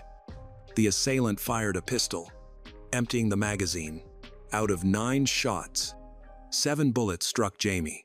After the gunshots rang out, women's screams echoed throughout the area. Neighbors from nearby homes ran out and saw Jennifer standing next to Jaime, looking horrified. Instead of fleeing, the attacker targeted Jennifer next. He knocked her to the ground, bound her wrists with duct tape, and attempted to remove her wedding ring. Their dog attacked the attacker, but he quickly fought back. By this time, several neighbors had gathered, watching the harrowing scene unfold. When the attacker noticed the witnesses, he stopped his assault, jumped back into his black pickup truck, and sped away. Meanwhile, multiple residents called the local police to report the incident. Emergency vehicles arrived quickly, but it was too late. Medics pronounced Jaime dead at the scene. He had been hit 3 times in the face, 3 times in the chest, and once in the stomach. He bled to death within minutes, and the autopsy later revealed that half of his wounds were fatal, indicating that the assailant was likely skilled with firearms, possibly having a military or law enforcement background. Jaime lost his life on October 9, 2020, just 10 meters from his front door, sending shockwaves through the neighborhood. Forensic teams began examining the area immediately. While detectives started gathering details about the incident, Jennifer, although largely unharmed, was in shock and received medical attention. The tape used to bind her wrists was sent for analysis. Despite not suffering physical harm, the community was concerned for Jennifer, who had witnessed her husband's murder. Through her tears, she spoke to the police, describing her attacker as a man in a blue mask, who opened fire on Jaime without warning. After running out of bullets, he tied her hands and forcibly took her wedding ring before fleeing in his truck. Most houses in the area were equipped with surveillance cameras, and neighbors were willing to share footage with the police. Although they couldn't identify the shooter, the truck was of particular interest. Even though the license plate was not visible, the make was recognizable, and a distinctive letter T on the rear window resembled the emblem of the Texas Rangers baseball team. When asked about anyone she knew who might be a fan, Jennifer struggled to recall. In her grief, Jennifer appeared on television, pleading for the killer to turn himself in. Later, she returned to the police station for further questioning. She broke down in tears and had difficulty communicating but then calmed down and provided more information.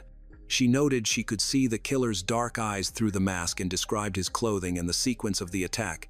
After he bound her hands with tape, he hit her in the face. A detail corroborated by witnesses who had rushed to the scene. All that remained on Jennifer's body was a small abrasion. Jennifer insisted that the attack appeared to be an attempted robbery. However, there were several inconsistencies with this theory, particularly regarding the timing and the attacker's behavior. The suspect did not appear to be trying to conceal his actions, making it unlikely that this was a standard robbery. This raised questions about his true intentions. The police found it hard to believe that he would spontaneously choose to rob a couple while driving through a residential area, especially since they were just taking a walk with their dog. The attacker appeared overly prepared and unafraid, suggesting that his main target was Jaime, while the attempted theft of the ring and assault on Jennifer might have been a cover for his real motives.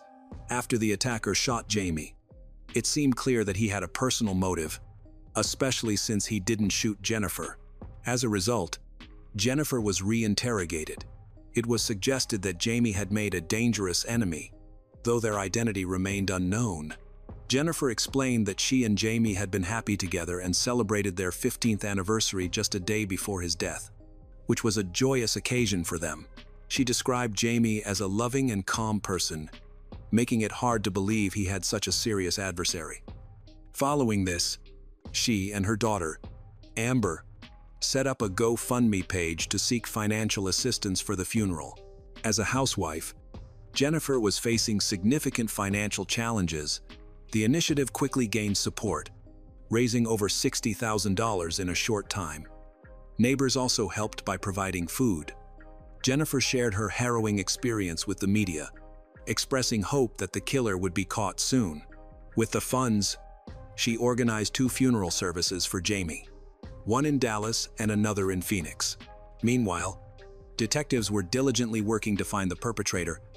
They discovered .45 caliber shell casings at the crime scene, along with Scotch tape and bullets removed from Jaime's body, which were sent for analysis. Review of surveillance footage was prioritized.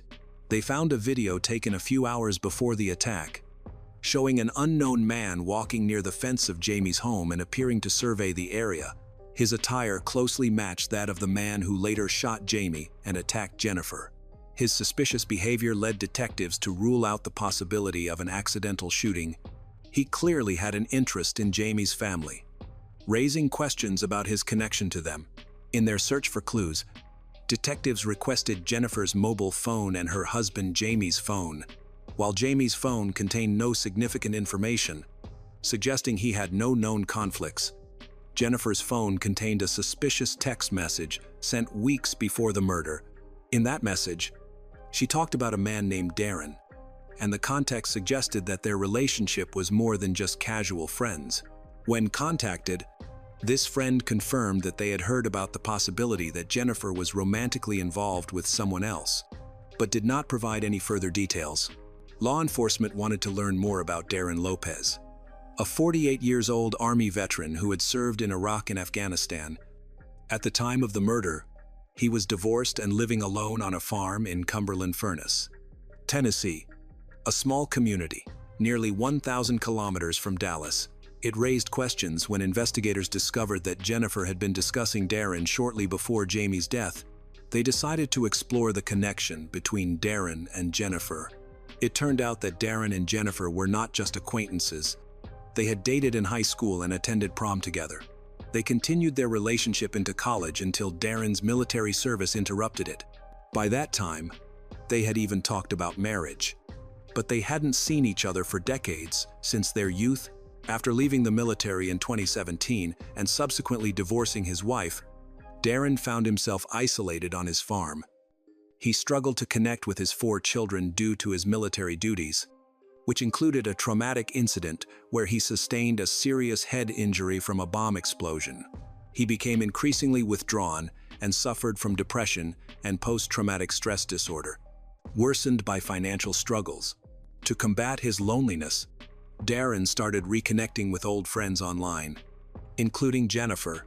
By late 2020, he reached out to her for the first time, and they quickly began chatting multiple times a day.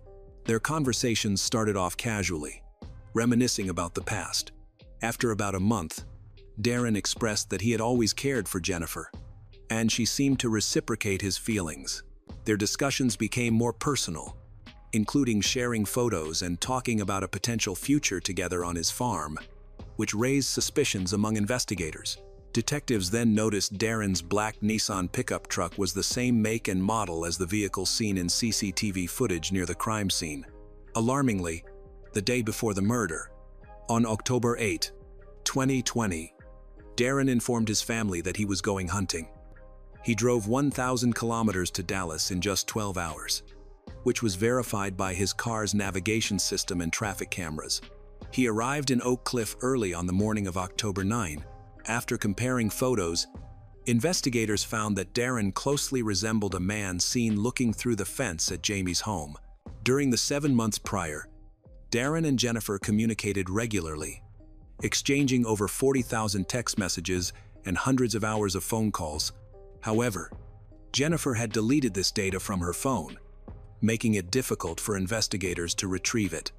While Darren's phone retained all the information, detectives continued to delve into their relationship, which appeared increasingly relevant to the case. Notably, just 28 hours after Jamie's murder, Jennifer and Darren met. Alarmingly, Jennifer sent Darren a text warning him that the police were suspicious and that they had obtained a description of him and his vehicle.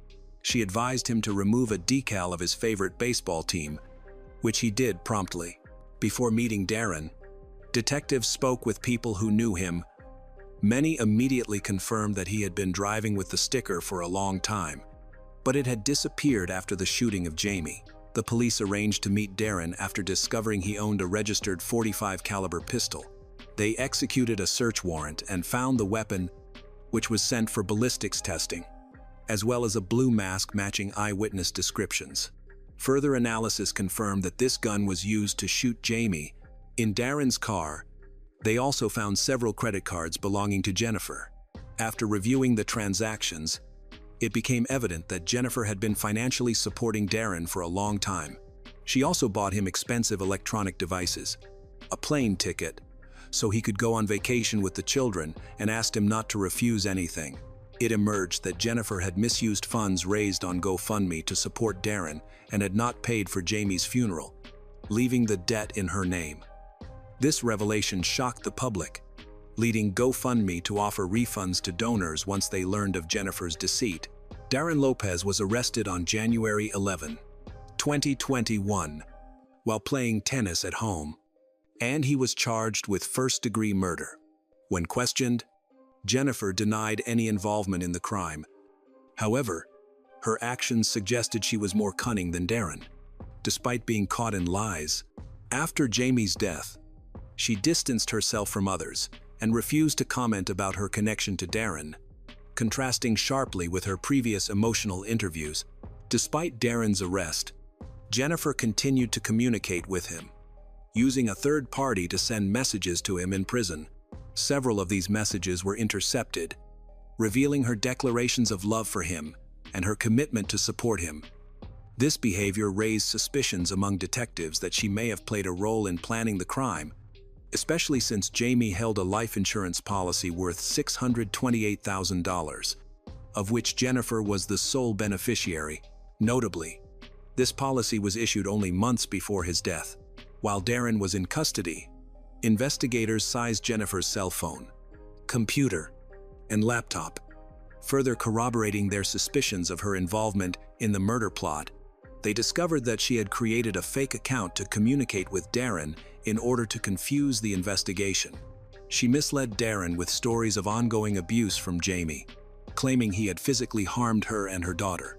She sends Darren pictures of injuries allegedly caused by Jaime, attempting to stir up hatred towards Jaime and justify her actions. Detectives looked into these statements, but none of Jaime's friends confirmed that he was abusive. They described Jaime as a friendly and peaceful person.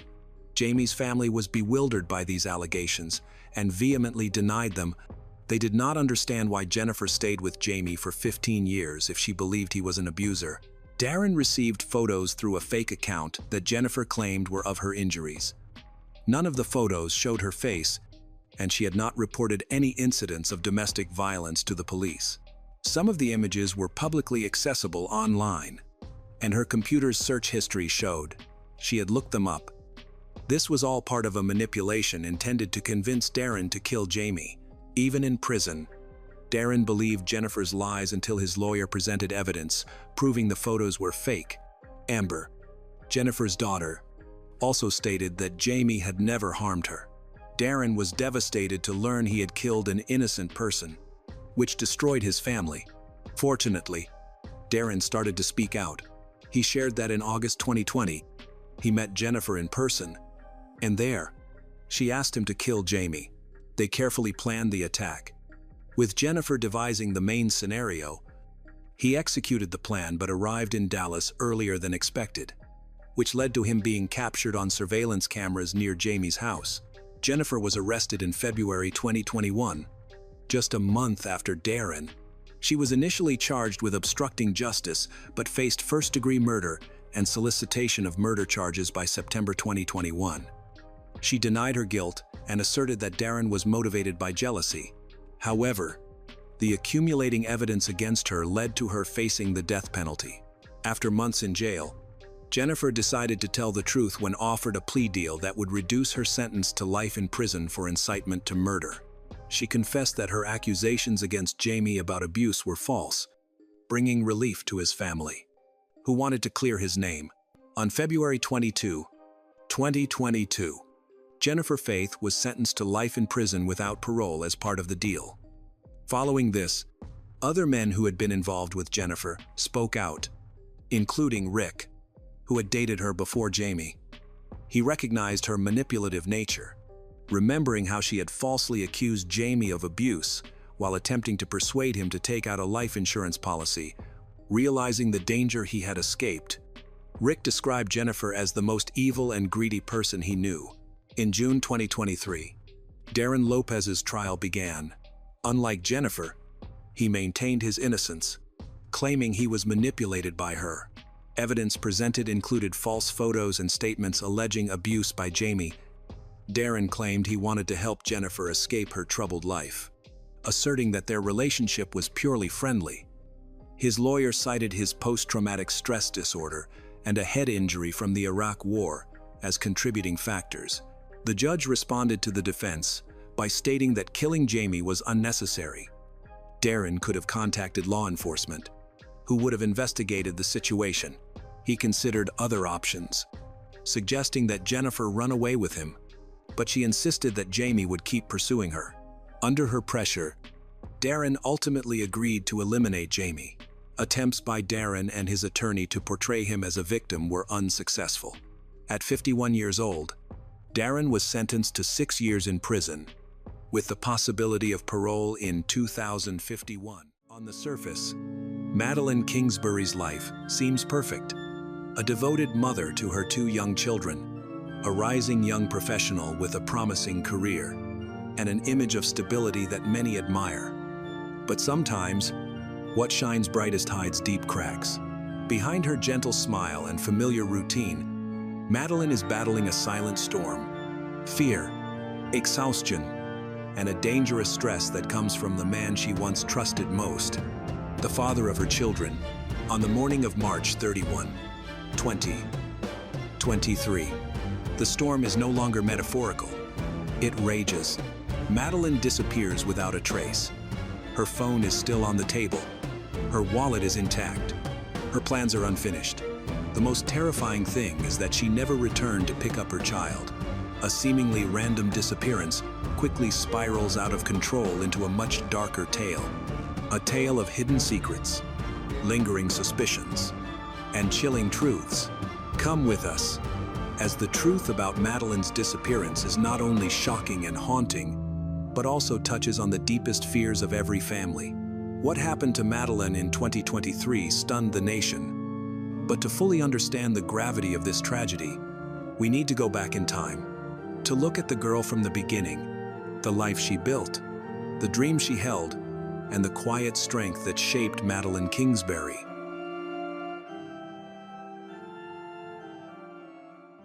Meline Kingsbury was born on June 1, 1996, in Minnesota, and was the youngest of 3 siblings. She always stood out among her peers for her outgoing nature, energy, and curiosity about the world. Growing up in Farmington, she was surrounded by love and support. Even after her parents' divorce and their subsequent remarriages, the warmth of her extended family continued. After graduating high school in 2014, Meline enrolled at Winona State University to study health sciences. She quickly became known as a bright, dedicated student, respected by her classmates and trusted by professors. By age 26, she had built a stable life with a clear sense of purpose, a reliable career, and big dreams for the future. Her achievements were a testament to her resilience and quiet strength, demonstrating that a person can maintain their inner light even amid hardship. While at university, Meline met Adam Fravel. Although they never married, they moved in together and started a family, welcoming a daughter and then a son.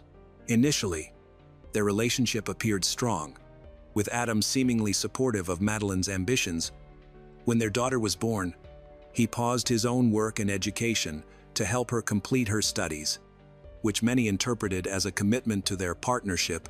However, after their second child was born, things began to change. Tensions at home rose, causing Adam to lose his job.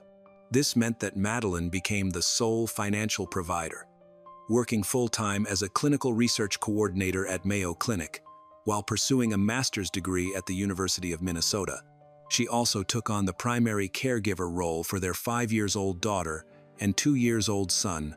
Despite the increasing pressure, Meline managed her responsibilities. Although her family noted that Adam was minimally involved in caring for the children, those close to her observed that every household duty, from childcare to daily tasks, fell solely on her. She often expressed feeling overwhelmed and isolated within her relationship. Adam's relatives acknowledged that he lacked initiative in their partnership and was unwilling to share responsibilities equally. As tensions escalated, Adam's behavior took a concerning turn. He became increasingly controlling, monitoring whom Meline communicated with, asking to see her messages, and displaying jealousy when she interacted with other men. Over time, his behavior allegedly morphed into psychological manipulation and, as later revealed, physical aggression. These troubling incidents were kept hidden from public view, only known to Medeline's closest friends and family. Her loved ones remarked that she didn't initially understand the severity of her situation and was still hoping to maintain harmony for the sake of her children. Meline attempted to negotiate a compromise with Adam, but then he crossed a serious boundary.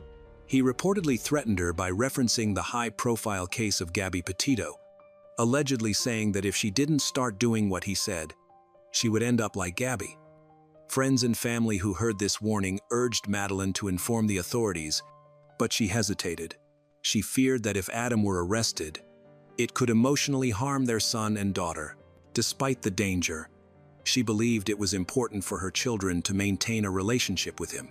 She worried that police intervention might make the situation worse, so she did not report the threat, prioritizing connection with her children over personal safety. Meline decided to separate from Adam for good. Just before she disappeared, she informed him that she no longer intended to move closer to his parents as they had planned.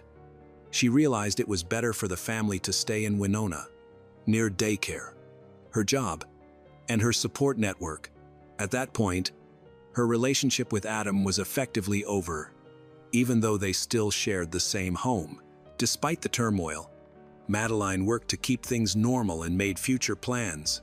She scheduled a meeting with her sister on the 1st of April to drop off her daughter, which was significant to her, and she intended to follow through. Those close to her later noted that when she was unwell or overwhelmed, Adam never helped. He often isolated himself in another room, ignoring their son's cries and the chaos around the house. He demonstrated a lack of interest in addressing their problems, avoided stable employment, and did not commit to unclear career plans. Adam remained in the home, relied on Meline's income, and acted as if their situation hadn't changed. His indifference seemed deliberate rather than temporary. This growing emotional disconnect was a major factor in Meline's decision to leave the relationship. Their situation reached a breaking point during this period of silent tension, as what had once seemed like temporary setbacks turned permanent. As their relationship further deteriorated, Adam's behavior became more controlling. His jealousy extended to constant intrusions into Meline's personal life, as he insisted on seeing her text messages, particularly those involving other men. This became a regular part of their conversations. Although Meline tried to avoid confrontation, she felt her personal space constricting. Every message and conversation sparked suspicion. Adam demanded that she reveal her private chats, and when she hesitated, he reacted aggressively. Adam's control extended to her online activities, monitoring who she added on social media, what posts she liked, and whom she talked to in messaging apps. He had previously exhibited physical aggression, including an incident when Meline was on a video call with a friend while holding their son. He suddenly struck her across the face without warning. Her friend witnessed this live and later reported it to the authorities, noting that she had visible bruises and marks. When asked about her situation, Meline often expressed fear, saying things like that if she left, he might do something terrible to her. Meline's parents had similar worries. After a call from her seeking help during a conflict, they picked her up along with her children to keep them safe at their home, hoping she wouldn't return to a dangerous situation. However, just 3 days later, Meline decided to go back, believing it was important for her children to have stability. They were confused by the situation, and she wanted to maintain their sense of normalcy. The pressure of ensuring her safety and her children's made it challenging for her to make a final decision. Despite the advice of friends and family, she hesitated to act. While the situation worsened, Adam's control over her increased, making Meline feel as though she was being watched even at home. She confided in her sister about how Adam would follow her around, monitoring her conversations and phone use. As the date of her disappearance approached, Meline lost any illusions about her situation. Her effort to leave the relationship quietly while still allowing her children access to their father ended up complicating things. What started as a careful plan to regain her freedom ultimately led to a tragedy. Before the incident, Meline had reconnected with Spencer Sullivan, a former college classmate, and their relationship gradually blossomed.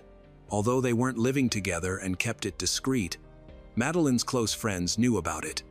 During the investigation, it emerged that they did not have any formal arrangements. However, Adam's reaction to this development was intense. He forbade Meline from talking to Spencer when he was around and expressed his anger about their interactions. Meline felt she needed to keep these changes secret, as Adam perceived any independence as a threat.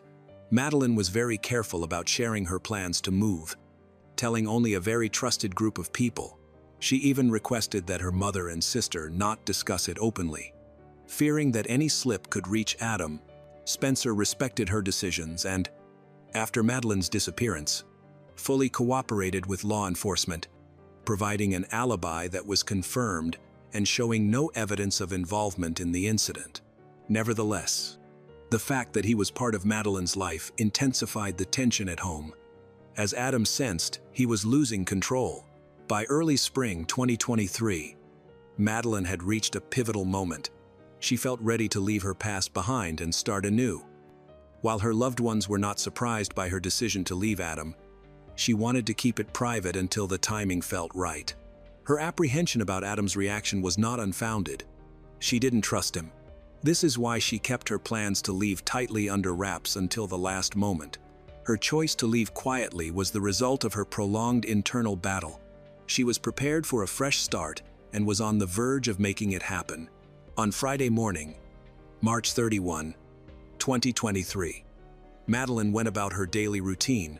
She dropped the children off at daycare with Adam. Surveillance cameras recorded them arriving at around 8 a.m. Taking the children inside and returning home, Adam said Meline planned to work a little before heading to the office. He claimed he didn't see her again after that. The last confirmed contact from Meline was a message to her sister Megan at 8:15 a.m., in which she made a lighthearted comment about a photo they had discussed the night before. After that, there was no further communication. No texts. No returned calls. This silence raised immediate concerns for their mother, Krista Hultgren. She attempted to call Meline multiple times but received no answer. Growing apprehensive, she contacted Megan to see if she had heard from Meline. Megan confirmed their brief exchange that morning, but mentioned she hadn't heard anything since. She began texting Meline too, but received no response. In their family, it was unusual for anyone to go quiet without explanation, as Meline was usually very attentive to her children and committed to staying in touch. Realizing the situation was serious, Megan knew she had to act quickly. Even though she was in another city and couldn't go to Medeline's house, she called Kate, a close friend of Medeline's who lived nearby, and asked her to check on Meline. Kate agreed and went over. When she arrived, she saw Medeline's minivan parked in the garage, which worried her. Since the car was there but Meline wasn't responding, it indicated something was wrong. Kate knocked on the door but received no reply. The lights were off inside, and there were no signs of activity. She tried calling Meline several times, but there was still no response. This led Kate to quickly realize something was wrong. She contacted the Winona Police Department to request a welfare check. Kate explained Medeline's unavailability throughout the day and mentioned the ongoing tension with Adam. Around 8:20 p.m., an officer arrived at Medeline's home. The officer checked the outside, knocked on the door, and peered through the windows. The minivan remained parked, but nobody answered the door. There were no signs of forced entry or disturbances inside. The officer contacted both Medeline's family and Adam. Her partner, Adam, stated he hadn't seen Meline since that morning and noted she missed picking up the kids from daycare. He picked them up himself and drove them to his parents' house in Mabel, about an hour away. He didn't seem overly worried and hadn't reported her as missing. Despite the circumstances, the police decided not to file a missing persons report immediately. According to local procedures, they needed to wait 24 hours from the last contact before officially opening a case. This decision left Medeline's family feeling frustrated and confused. They emphasized that her behavior was out of character and that something serious might be wrong. But no exceptions to protocol were made. The first night after Meline went missing was filled with uncertainty for her family. They had no updates or confirmed clues about her whereabouts. Friends and coworkers were also unaware of her location, and her phone was silent. Attempts to call or track her activity were unsuccessful, leading to the unsettling conclusion that she had not simply stepped away, but had vanished without a trace. Once Meline was officially reported missing, the police began taking statements, quickly focusing on Adam Fravel. According to his account, on the morning of the 31st of March, after dropping off their children at daycare, he and Meline returned home. He claimed Meline stayed home for a work meeting while he began packing to move to his parents' house. He said that he planned to transport some boxes to Mabel and some other boxes to the storage room, and he had taken Medeline's minivan, leaving his car for her. He said he left the house, stopped at a gas station, then returned to load more boxes before heading toward Mabel. During the trip, he realized he had packed boxes meant for storage by mistake. So he turned around and headed back to Winona. He claimed he was on the road from about 10:30 a.m. to noon. When he got home, he stated that his car was still in the driveway, but Meline was missing, which didn't overly concern him since he assumed she had gone to work. Later, he picked up the kids from daycare and went to his parents' house to spend the day. Investigators began reviewing surveillance footage from the neighborhood. And even at this early stage, inconsistencies in Adam's story emerged. A camera from a nearby house recorded him at 9:44 a.m. walking up to Madeline's minivan and removing its license plate. A few minutes later, he put a different plate on it. By 9:55 a.m., he got into the minivan, and at exactly 10 o'clock a.m., it drove out of the driveway. At 10:02 a.m., the van was captured on camera at a nearby gas station. After that, it was seen at various points along Highway 43 heading south toward Mabel. However, contrary to Adam's claims, no cameras in Mabel recorded the van's arrival. Following a long period with no surveillance sightings, the van reappeared in footage around 1:28 p.m. back in Winona. Returning to the driveway, the gap between 11:59 a.m. and 1:28 p.m. was unexplained, with no cameras capturing the van or Adam during that time. This raised significant concerns that the vehicle had been in a remote location where it could have been concealed. When investigators questioned Adam again, he struggled to explain why he swapped the license plates, why his travel route didn't match the camera footage, or why his phone's GPS didn't show any record of the trip. It was later revealed that the day before Meline disappeared, Adam had turned off location tracking on all his accounts, including several Gmail addresses, and deactivated the home's security camera system. Even more suspiciously, the surveillance system at his parents' house, where he later took the kids, had been completely wiped. During the search of the house, investigators found that parts of the security system were physically removed, and the memory cards were missing. Adam couldn't clearly explain why this happened right around the time of Madeline's disappearance. He said it was part of preparations for a move, but given the circumstances, this explanation didn't make sense. Detectives suspected he was trying to erase any visual evidence of his actions. Increased concern arose from Adam's behavior after Meline went missing. He did not participate in search efforts, showed no initiative in gathering information, avoided public statements, and distanced himself from the volunteers. Later, he claimed law enforcement advised him to stay away, a statement that officials later denied. These actions, removing security footage, switching license plates, disabling GPS tracking, painted a concerning picture. By this point in the investigation, it was clear that Adam's behavior did not align with that of a person genuinely worried about the disappearance of the mother of his children. While no charges had been filed yet, the investigation increasingly focused on him. On the 1st of April, 2023, police conducted a second search of the home Adam shared with Meline. Her belongings were still there, indicative of her not leaving voluntarily. Her coffee cup and plate remained on the kitchen counter. Her jacket, the same one seen in daycare cameras that morning, hung in the hallway. Her phone and purse were still in their usual places. These details indicated that Meline had not left the house on her own.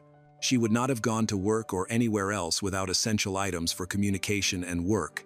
Staff at the Mayo Clinic, where she was expected to work that day, confirmed she did not show up.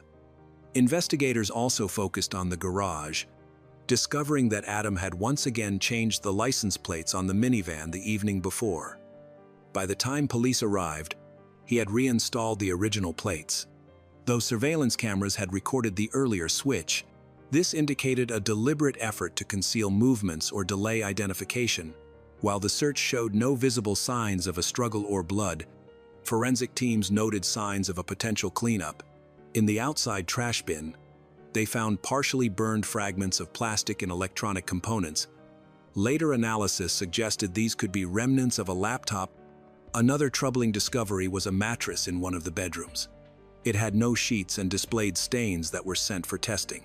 Investigators later searched Adam's parents' home, where they found several discarded electronic devices and remnants of what seemed to be a fire pit.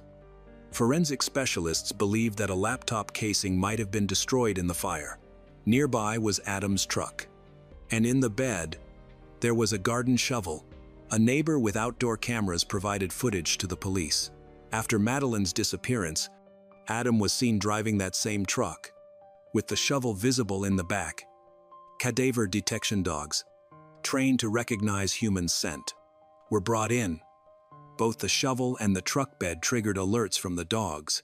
Adam's family claimed that his father had used the shovel to bury a deceased animal on the property a few days earlier.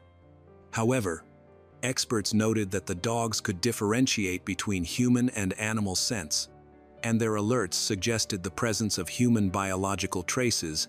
Adam was called in for more questioning, and investigators noticed fresh scratches on his face and neck. He explained they were caused by animals or workout equipment, but this did not convince the detectives. A medical evaluation indicated that the scratches looked more like defensive wounds from a physical fight rather than accidents. Each new piece of evidence fueled suspicions against Adam. His behavior didn't align with that of someone genuinely worried about a loved one. He had not reported Meline missing, did not participate in search efforts, and showed little interest in addressing the evidence against him. Medeline's belongings that were left behind, deleted digital records, attempts to destroy electronic devices, possible cleanup efforts, and suspicious behavior all pointed to a troubling conclusion. The house, which seemed calm and normal from the outside, became the focus of the investigation, revealing more than any words could.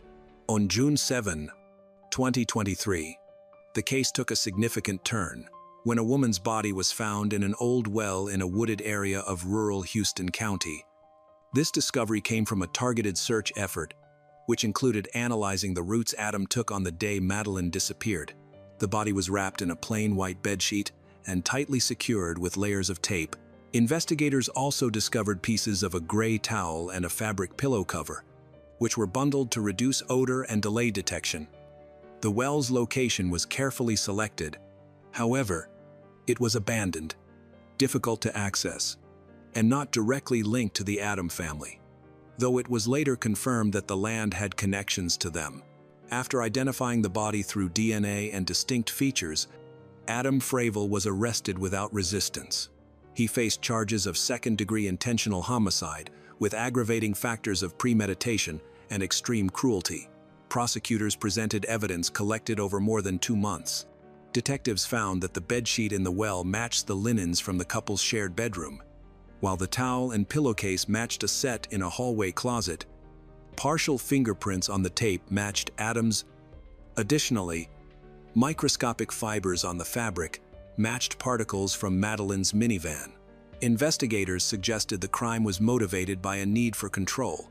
Adam felt he was losing Meline as she planned to move out and start a new relationship, disrupting the life he was accustomed to. Financial motives also played a role, as Meline had a life insurance policy that would benefit Adam in the event of her death. Lastly, her leaving would mean shared parenting duties, removing his leverage over her. Experts concluded that Meline died from asphyxiation, and the absence of struggle at the body location indicated the crime likely happened elsewhere, probably at her home. Psychological experts pointed out that such crimes are often committed by someone close to the victim, typically culminating from ongoing conflict, where violence is used as a last effort to regain control. After Adam Fravel's arrest, he refused to assist law enforcement. During questioning, he avoided direct inquiries, claiming he was tired or confused about the events. He did not confess to any wrongdoing. However, during preliminary hearings, the court concluded there was enough evidence to move forward with a full criminal trial. The judge mandated that he be held in custody without bail. 68 days after Meline went missing, critical truths began to surface through confirmed information. Initial fears and speculations evolved into concrete evidence, while nothing could bring Meline back. The investigation achieved its primary goal, uncovering what happened and identifying those responsible. With Adam in custody, the case progressed to the next difficult phase: the legal pursuit of justice. The accusations were based on various types of evidence, including objects found in his house, the connection between the discoveries in the well and his belongings, testimonies from witnesses, analyses from experts, along with a detailed history of his relationship with Meline. All of these factors combined to form a convincing narrative. During the preliminary hearings, Adam continued to deny any connection to the events. He claimed ignorance about how Medeline's body ended up in the well and maintained that he would never harm her. His defense tried to question the investigation's validity, hinting at possible errors or misunderstandings. But public sentiment largely favored the prosecution. Amid these legal issues, Medeline's family was engaged in a separate personal struggle. They sought custody of Medeline's son and daughter, aiming to protect them from the influence of a father who is now facing serious criminal allegations. On November 7, 2024, a judge in Winona sentenced Adam Fravel, 30, for the murder of Meline Kingsbury. Medeline's story serves as a powerful reminder of the importance of recognizing and addressing domestic abuse warning signs seriously. In Minnesota and beyond, people mobilized for change, starting foundations and holding demonstrations to prevent similar tragedies from occurring. That night, in a quiet house in Pink Hill, the police discovered a horrifying scene on a dirty mattress covered in blood and feces. A woman lay shivering, half naked, her whole body covered in wounds. Her eyes were bloodshot, her jaw was swollen, her toes were broken, and her breathing was so weak that it was almost non-existent. In the air, the smell of alcohol and cigarettes was strong. Death was quietly knocking at the door. That woman was Melissa Mims, once a lively, adventurous girl who always made her friends smile. But now, after years of alcohol, violence, and a ruthless boyfriend's control, her life had ended in tragedy. Joey Tyndall, the only person she had ever lived with, simply said it was all an accident. But was it really an accident, or was there a much darker truth behind it? Watch this video to find out what path led Melissa from a brilliant youth to a suspicious death, and whether justice will ever be found for her.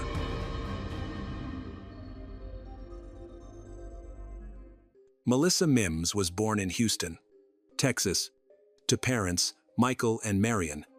She has 3 siblings, a brother named Michael Jr., and 2 sisters, Maria and Michelle. Growing up, Melissa was known for her adventurous nature and her desire to try new things, which often landed her in trouble but also made her the life of the party. As an adult, Melissa moved from Texas to Jacksonville, North Carolina. There, she met a man who eventually became her husband, and she became Melissa Platt.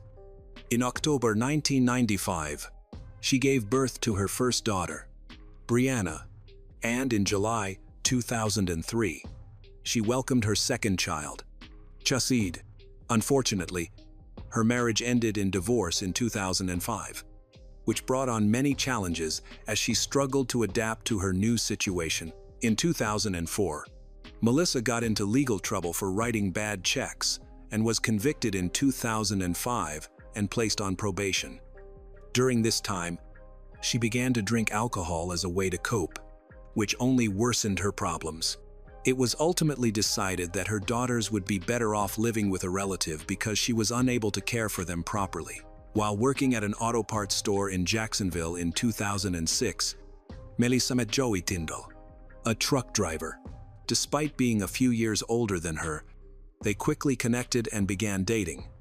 Both had a shared interest in alcohol, and their life together revolved around drinking. Often at their home in Pink Hill, Melissa confided to her family that when Joey mixed alcohol with Paxil, an antidepressant, he became violent. Over time, she recognized that her drinking was worsening her mental health and personal issues. Feeling overwhelmed, she reached out to her family in Texas for help, admitting she was not in control of her alcohol use and that Joey pressured her to drink. In light of her struggles, Melissa decided to check herself into the Onslow County Behavioral Health Clinic in Jacksonville for help with her alcohol addiction. Unfortunately, she left the clinic just a few days later because Joey was sending her threatening messages, claiming he would break up with her if she continued seeking help. This was not the first time Joey manipulated her. He had kicked her out of the house several times, forcing her to sleep in her car, Despite Melissa's family's pleas for her to return to Texas and end her relationship with Joey, she felt trapped due to his manipulation. On Wednesday, the 8th of October, her mother, Marion, grew concerned about her and contacted her probation officer. She was in regular contact with her mother and two sisters. However, days had passed and they had not seen or heard from her, which was very strange. They began calling her multiple times a day but received no response. When Joey answered, he made excuses for why Melissa couldn't come to the phone. Worried about her safety, Marion and Melissa's sisters made 4 to 5 calls each night, only to be met with more excuses from Joey. Eventually, he turned off Melissa's phone and disconnected her voicemail, deepening her family's fears. Melissa's family was deeply concerned about Joey's behavior and suspected foul play. After Marion contacted Melissa's probation officer, he decided to drive to Joey and Melissa's home in Pink Hill, North Carolina, to ensure that Melissa was safe and out of trouble. Arriving at the house around 5:17 p.m., the probation officer knocked on the door, but there was no answer. Knowing that Melissa was unemployed, the probation officer realized that there was nowhere for her to be, so he continued his knocking. However, Melissa never responded to the door. Eventually, the probation officer's concern grew as he had observed Melissa 1 week earlier and smelled alcohol on her, indicating that she was drinking again. He worried that she might be inside the house, passed out, and in need of help. However, as a probation officer, he lacked the authority to enter the residence.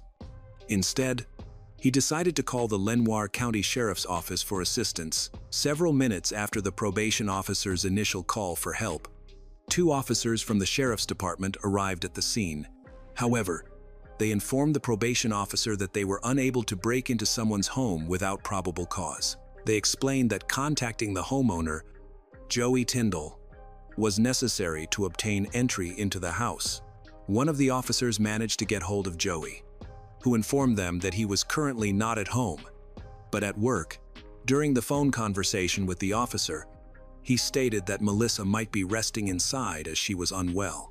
He explained that Melissa's drinking had become increasingly out of control and mentioned that it was possible she may have passed out. He emphasized to the officer that he did not always have the ability to provide the best care for Melissa. Still, Joey said he had reached out to Melissa's mother, Marion, on multiple occasions, seeking assistance in getting her back into rehabilitation. After Joey granted the police permission to enter the house, Melissa's probation officer and 2 Lenoir County Sheriff's officers proceeded to the back of the property and entered through the back door. Once inside, the officers made their way through the house until they found what seemed to be a bedroom. Upon entering the room, the officers discovered Melissa lying motionless on her bed, covered by a blanket. Initially, the officers tried to ask Melissa if she needed help, but received no response. Upon closer examination, the officers noticed that Melissa was trying to move her body and nod her head, indicating that she was still alive. However, her condition did not appear to be stable. Recognizing the gravity of the situation, the officers promptly called for an ambulance to be sent to Melissa in Joey's home. As the officers waited for the ambulance to arrive, they carefully examined the bedroom she was in. One particular detail caught their attention. The bed that Melissa was lying on had no sheets, and she was wrapped in a blanket that covered only the top half of her body. The officers noticed that Melissa was nude from the waist down, with only a shirt on.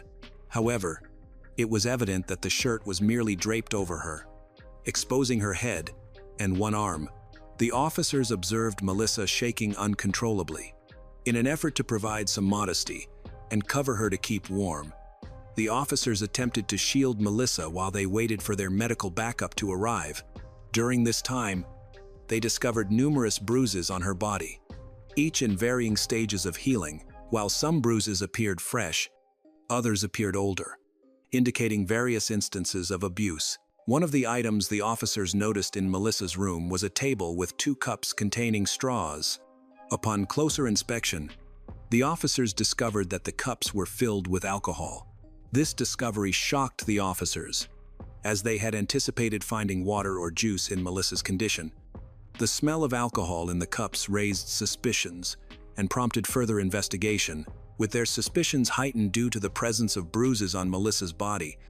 The officers decided to approach her to inquire about any potential abuse. Despite her immense pain, Melissa shook her head, no, in response to their question.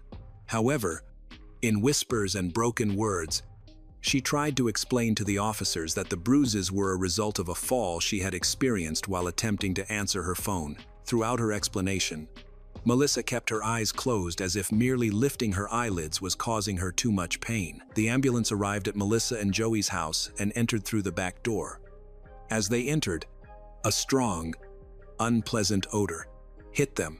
Initial reports from the emergency medical technician indicated that the smell was a mixture of cigarette smoke and bodily fluids, reminiscent of someone who had been sitting in their own waste for a long time. The paramedics approached Melissa, who was lying on the bed, and tried to ask her questions, but she did not respond. She only moved slightly when someone spoke loudly near her ear. Melissa struggled to open her eyes due to severe pain.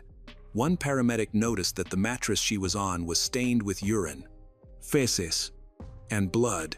He also observed that Melissa had a black eye, bruises on her neck, a swollen jaw, and blood in her eye. Upon further examination, he found that several of Melissa's toes were broken at different stages of healing. Additionally, there was bruising and bleeding in her groin area, but no signs of abuse. While paramedics assessed Melissa in Joey Tyndall's home, Joey returned from work. An officer approached him and asked how Melissa had ended up in such a poor state. Joey stated that she was clumsy and often had accidents. The officer informed him that Melissa's condition was critical and required urgent medical attention. Despite being her boyfriend and the only person taking care of her, Joey chose not to go with her to the hospital, opting instead to stay home and wait for updates. At the hospital, Melissa underwent a thorough examination that revealed she had a closed head injury. Recognizing the severity of her condition, the hospital decided they couldn't provide the specialized care she needed, so she was airlifted to Pitt Memorial Hospital in Greenville, North Carolina. There, doctors assessed her injuries and determined that police involvement was necessary. They requested the officers who found her to come to the hospital and document her injuries with photographs. The officers arrived and took pictures of Melissa. After completing their task, the case was assigned to 2 detectives. While at Pitt Memorial Hospital, a doctor performed a computed tomography scan on Melissa, which showed an intracranial hemorrhage caused by physical trauma and a broken jaw in 2 places. Due to the seriousness of her brain injury, she required emergency surgery, known as a frontal craniotomy. During the surgery, the surgeon discovered a second brain bleed, indicating a separate traumatic event. Additionally, there was evidence that Melissa had been shot in the past. Although Melissa claimed she accidentally shot herself, her loved ones suspect Joey may have been involved in that incident. The detectives assigned to her case visited Joey at his home for an interview regarding Melissa and her injuries. They asked him to show them where Melissa had fallen and to provide details about those incidents. But Joey struggled to recall specific times and dates.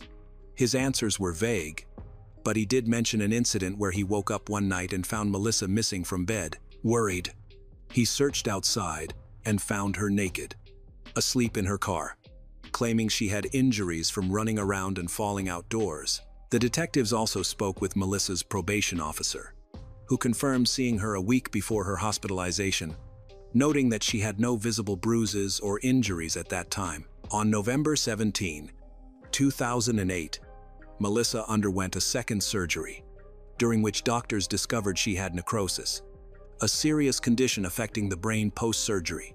Though she regained consciousness briefly, she remained largely unresponsive. By early November, she had developed pneumonia, and by the end of the month, she needed a third surgery due to spinal fluid in her brain. Following this, she began experiencing daily seizures that escalated to occurring every few minutes. By December 17, it was clear that her health was deteriorating. After a difficult discussion, her family made the heartbreaking decision to take her off life support. After 9 weeks in the hospital, she passed away at 7:58 p.m., surrounded by her loved ones. Before her death, Detective visited Melissa, but she was unable to provide coherent answers due to her condition. She told them she had been injured in a car accident, though she also admitted to being somewhat clumsy.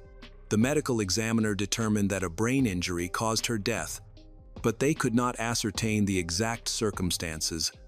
For more than a decade, Melissa's family and friends have been advocating for her death to be classified as a homicide. Seeking justice for her, the day after Melissa's passing, her mother, Marion, received an anonymous call informing her of Joey Tyndall's history of domestic violence and alleged assaults on women. Other women who had encounters with Joey encouraged Melissa's family to continue pursuing charges, believing he was dangerous and needed to be apprehended. Upon discovering this information, her family began to look into Joey's past. They found out that both of Joey's marriages ended in divorce. His first marriage ended in 2001 after he reportedly pointed a gun at his ex-wife, an event corroborated by their 2 sons. His ex-wife sought a restraining order, which was dismissed by the court 6 months later. His second marriage lasted only 7 months and ended when his second wife obtained a restraining order against him due to domestic violence allegations. The judge allowed only a 1-week restraining order. Melissa's family learned that one of Joey's sons revealed that a female friend had stayed at their house and woke up to find Joey with his hands down her pants, causing her to scream in fear. The police could not find enough evidence to charge Joey in connection with Melissa's death, and they concluded he was genuinely trying to help her. In the days before her death, Joey brought her a meatloaf dinner and expressed his feelings for her, leading authorities to believe his account. A significant development in Melissa's case occurred on June 28, 2021, when a new death certificate was issued, classifying her death as a homicide. This prompted the Lenoir County Sheriff's Office to reopen the investigation.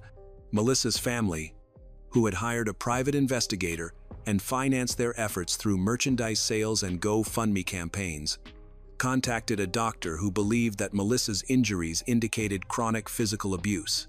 The family credits the reopening of the case to the findings of the private investigator. For them, the change in the death certificate was a significant victory in their pursuit of justice. Melissa's sister, Michelle, expressed her emotions upon hearing the news, stating that she never expected any updates regarding her sister's death. Given the complexities of the case, Michelle emphasized that the family unanimously agreed that true justice would only come if the person responsible for Melissa's death was held accountable. On a late October night in 2022, in a small warehouse in Minnesota, a mysterious disappearance shook the whole town. Bryce Timothy Broggle, a young man who had just returned from a trip across the United States with his girlfriend, suddenly disappeared while traveling with his future father-in-law. A few days later, the police followed the clues and discovered a series of creepy details: bloodstains, signs of dragging heavy objects, a bottle of bleach with DNA on it, and finally, Bryce's body was found deep in the woods, with a bullet wound right behind his head. What really happened in that warehouse? Let's explore the whole story right now.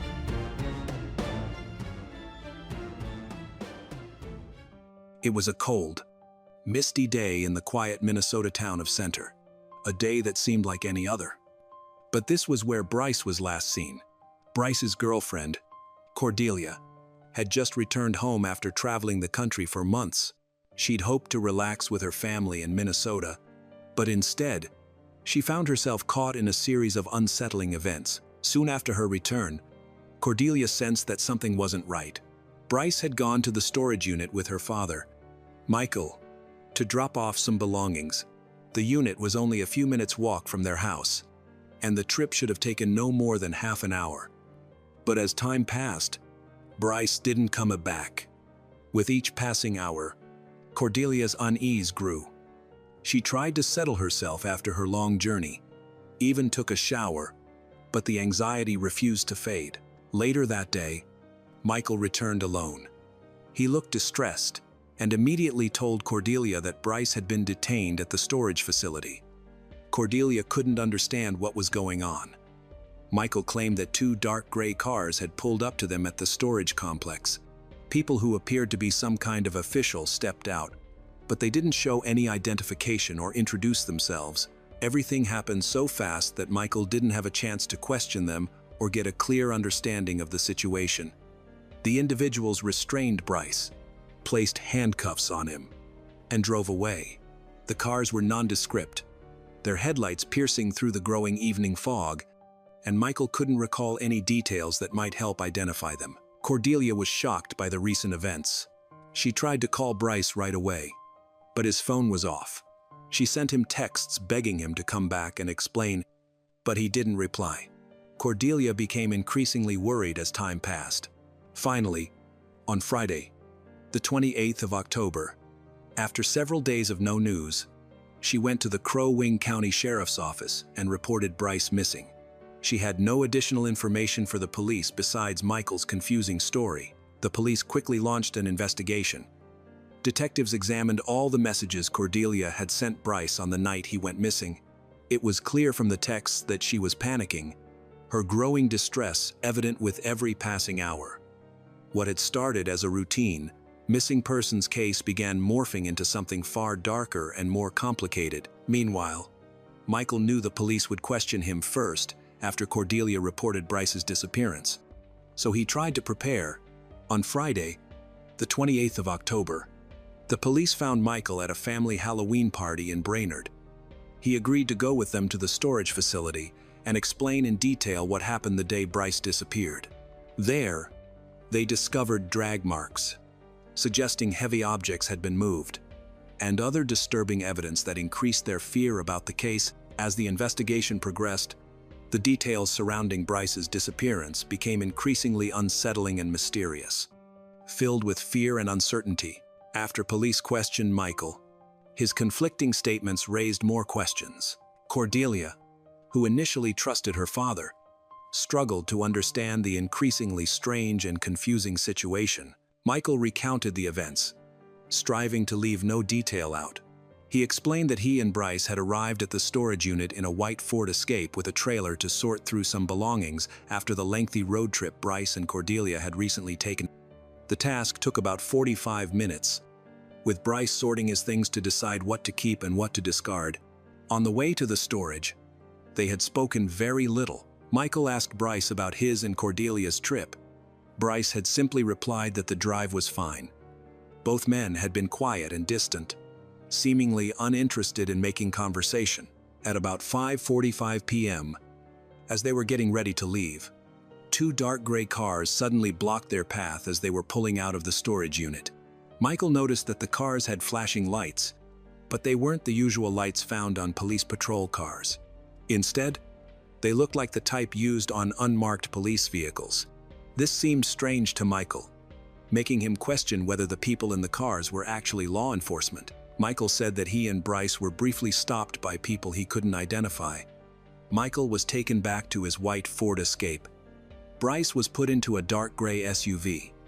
Michael remembered a small computer on the SUV's dashboard, but nothing else stood out inside. Michael felt the situation was well planned and involved multiple people. As the investigation continued, hints of tension within the family began to emerge. Michael admitted he was reluctant to spend time with Bryce and felt uneasy around him. Detectives found it curious why Michael had agreed to help Bryce with the storage unit at all, especially without Cordelia being present. Cordelia later explained that she had stayed home because she was exhausted from their long journey and needed time to rest. Cordelia and Bryce had set off on their road trip right after her graduation in June. For 4 months, they traveled across multiple states, exploring new places, staying in budget motels, and occasionally sleeping in their car. It was a time of freedom without constraints. But they returned early. Michael felt that something was wrong. Cordelia was acting differently. She was quiet and reserved. She had also started doing strange things, like avoiding talking when Bryce was around.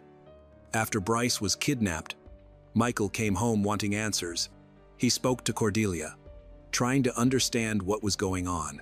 Cordelia initially dismissed it, saying everything was okay and there was no danger. However, Michael felt she wasn't being truthful and was hiding something. Last March, Bryce came to stay with Cordelia's family. Almost immediately, the house felt different. At first, the changes were small. Little comments, uncomfortable silences, and strained conversations that could be seen as normal arguments. But soon, things got worse. One morning, Cordelia came downstairs with a bruise on her face. When her parents asked how she got it, she said she tripped while playfully fighting and hit her face. Michael didn't believe her, but Cordelia insisted that's what happened. Michael was increasingly worried about Cordelia. His other daughter, who was staying with them, said she'd heard Cordelia crying in her room that night. Michael knew Bryce and Cordelia's relationship was in serious trouble. Michael was constantly on edge. Michael wanted to know more about Cordelia's recent trip. She mentioned visiting Washington recently, which worried him. He remembered that Bryce's captors had mentioned Arizona, and he knew Cordelia and Bryce had been there just weeks before. These details made him think their travels were connected to something illegal. Michael also told the police that Bryce frequently used marijuana. He was worried that banned substance use might be connected to their current problems. He also pointed out that both Bryce and Cordelia carried two phones, a regular smartphone and an older phone. The police were especially interested in finding Bryce's phones because they thought they might contain important information. However, Michael didn't know where the phones were. Cordelia was also avoiding the topic of the phones and didn't want to talk about them. Investigators considered the possibility that Bryce's disappearance was planned or that he was trying to hide. Some evidence suggested it was premeditated.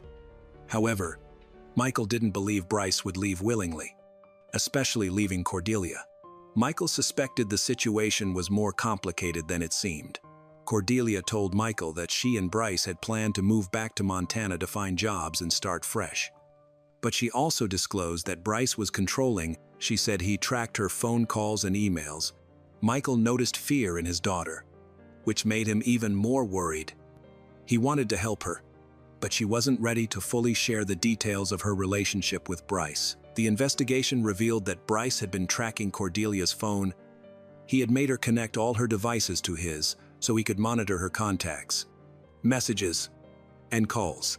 Police also asked Michael to give them his phone to check his location on the Wednesday evening Bryce disappeared. Michael claimed that after leaving the storage facility, he went home, then drove to Brainerd and visited his uncle. However, his story had some inconsistencies. The situation grew increasingly complex. There were clear tensions between Bryce and Michael, who had openly expressed mistrust and dislike for him. To unravel the truth, investigators delved deeper into the Laflex family dynamics and the relationship between Bryce and Cordelia. Michael, born in 1977 in the suburbs of Brainerd, grew up in a troubled home. After his parents divorced, his mother remarried and had more children, leaving Michael to grow up with his half-siblings. After graduating from high school in 1996, he moved to the small town of Center, working in construction before becoming self-employed, taking odd jobs for neighbors. In 1990, Michael, then 21, faced his first legal problem. He pleaded guilty to third-degree criminal conduct and received a sentence of 5 years probation. This experience motivated him to change his life and avoid future trouble. However, in 2018, he was convicted of fourth-degree misconduct. This conviction involved an adult with a diagnosed mental incapacity who initially refused an intimate relationship with Michael, but ultimately agreed after he repeatedly pressured them. A devoted father. Michael has a tattoo of his daughter Cordelia on his arm that reads, "Daddy's Girl," a testament to his deep love for her. Cordelia's home life in Center, however, is fraught with tension. Her father, Michael, is controlling and once hired a private investigator to spy on her ex-boyfriend, creating a suffocating atmosphere. Cordelia's mother is battling Huntington's disease. Adding to the family's difficulties, Cordelia's transgender sister faces his own challenges. And while Cordelia is supportive, the pressure of her father's control leaves her feeling stifled and yearning for freedom. In February 2022, Cordelia meets Bryce, a dog-loving, adventurous companion. Born in 1999 in Brainerd, Bryce, 23. Dreams of building a yurt in Alaska and starting a self-sufficient farm. He yearns for a life of freedom, connected to nature. Cordelia and Bryce's encounter quickly blossoms into a friendship, bonded by their love of dogs and their desire to break free from constraints. Soon after Cordelia graduates from high school in June 2022, she and Bryce decide to take a cross-country road trip. The trip is not only an adventure but also a way for Cordelia to escape her parents' control and for Bryce to pursue his vision of an independent life in harmony with nature. This journey becomes a symbol of both of their desire for freedom and a way of life away from the modern world. Back to the investigation. When investigators circled to Michael about Bryce's phone, 10 minutes after his initial denial, he eventually admitted that he had taken it from the car and thrown it away in a trash bin at a gas station in Brainerd that same evening. He explained his actions by saying he was trying to protect his daughter. Michael confessed that he was terrified by the situation and worried that someone might track Bryce's phone and endanger Cordelia. Outside the storage complex, Michael spoke to the investigators, clearly distressed and feeling helpless. He said he'd been struggling to accept the situation his daughter was in. Michael openly shared his concerns about Bryce's behavior, admitting he felt deeply uneasy. He suspected Bryce was mistreating Cordelia, explaining that Bryce controlled nearly everything in Cordelia's life, making her feel humiliated and powerless. Michael said it was incredibly painful for him to witness this as her father. Michael told the investigators that he'd had thoughts of revenge, especially seeing how Bryce controlled Cordelia. However, he insisted he didn't want to do anything illegal and was trying his best to protect his family legally. During the investigation, Michael took 4 polygraph tests and said he passed all of them. He thought this proved he was innocent. However, the investigators told him that polygraph results are not allowed as evidence in Minnesota courts. Passing the tests didn't guarantee he was innocent, but it might make him seem more believable. Michael strongly emphasized these test results to try and convince the investigators he was telling the truth. During counseling, Michael frequently spoke about his wish to safeguard his family, including Cordelia and his younger daughter. He felt deeply responsible for their well-being and was committed to protecting them. Michael worried about going to jail because he wouldn't be able to provide for his daughters. He understood he needed to be cautious to prevent causing his family more pain. Michael saw bruises on Cordelia's face and confronted Bryce about it multiple times.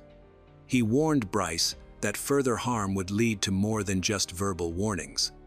Although Michael was angry during these conversations, he told investigators he believed violence against Bryce wouldn't help.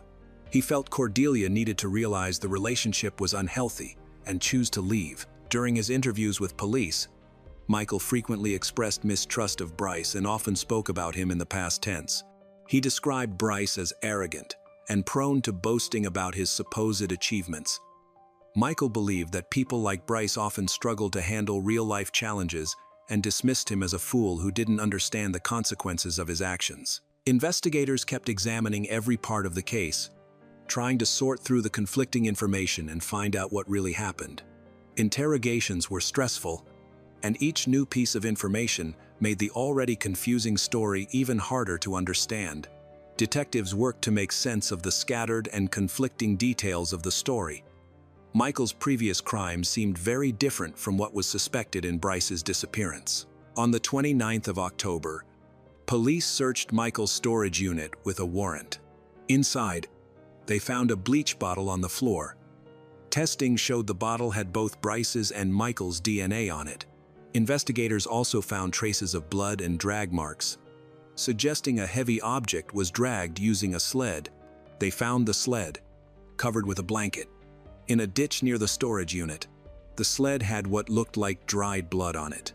Investigators also found crucial evidence in Michael's phone records.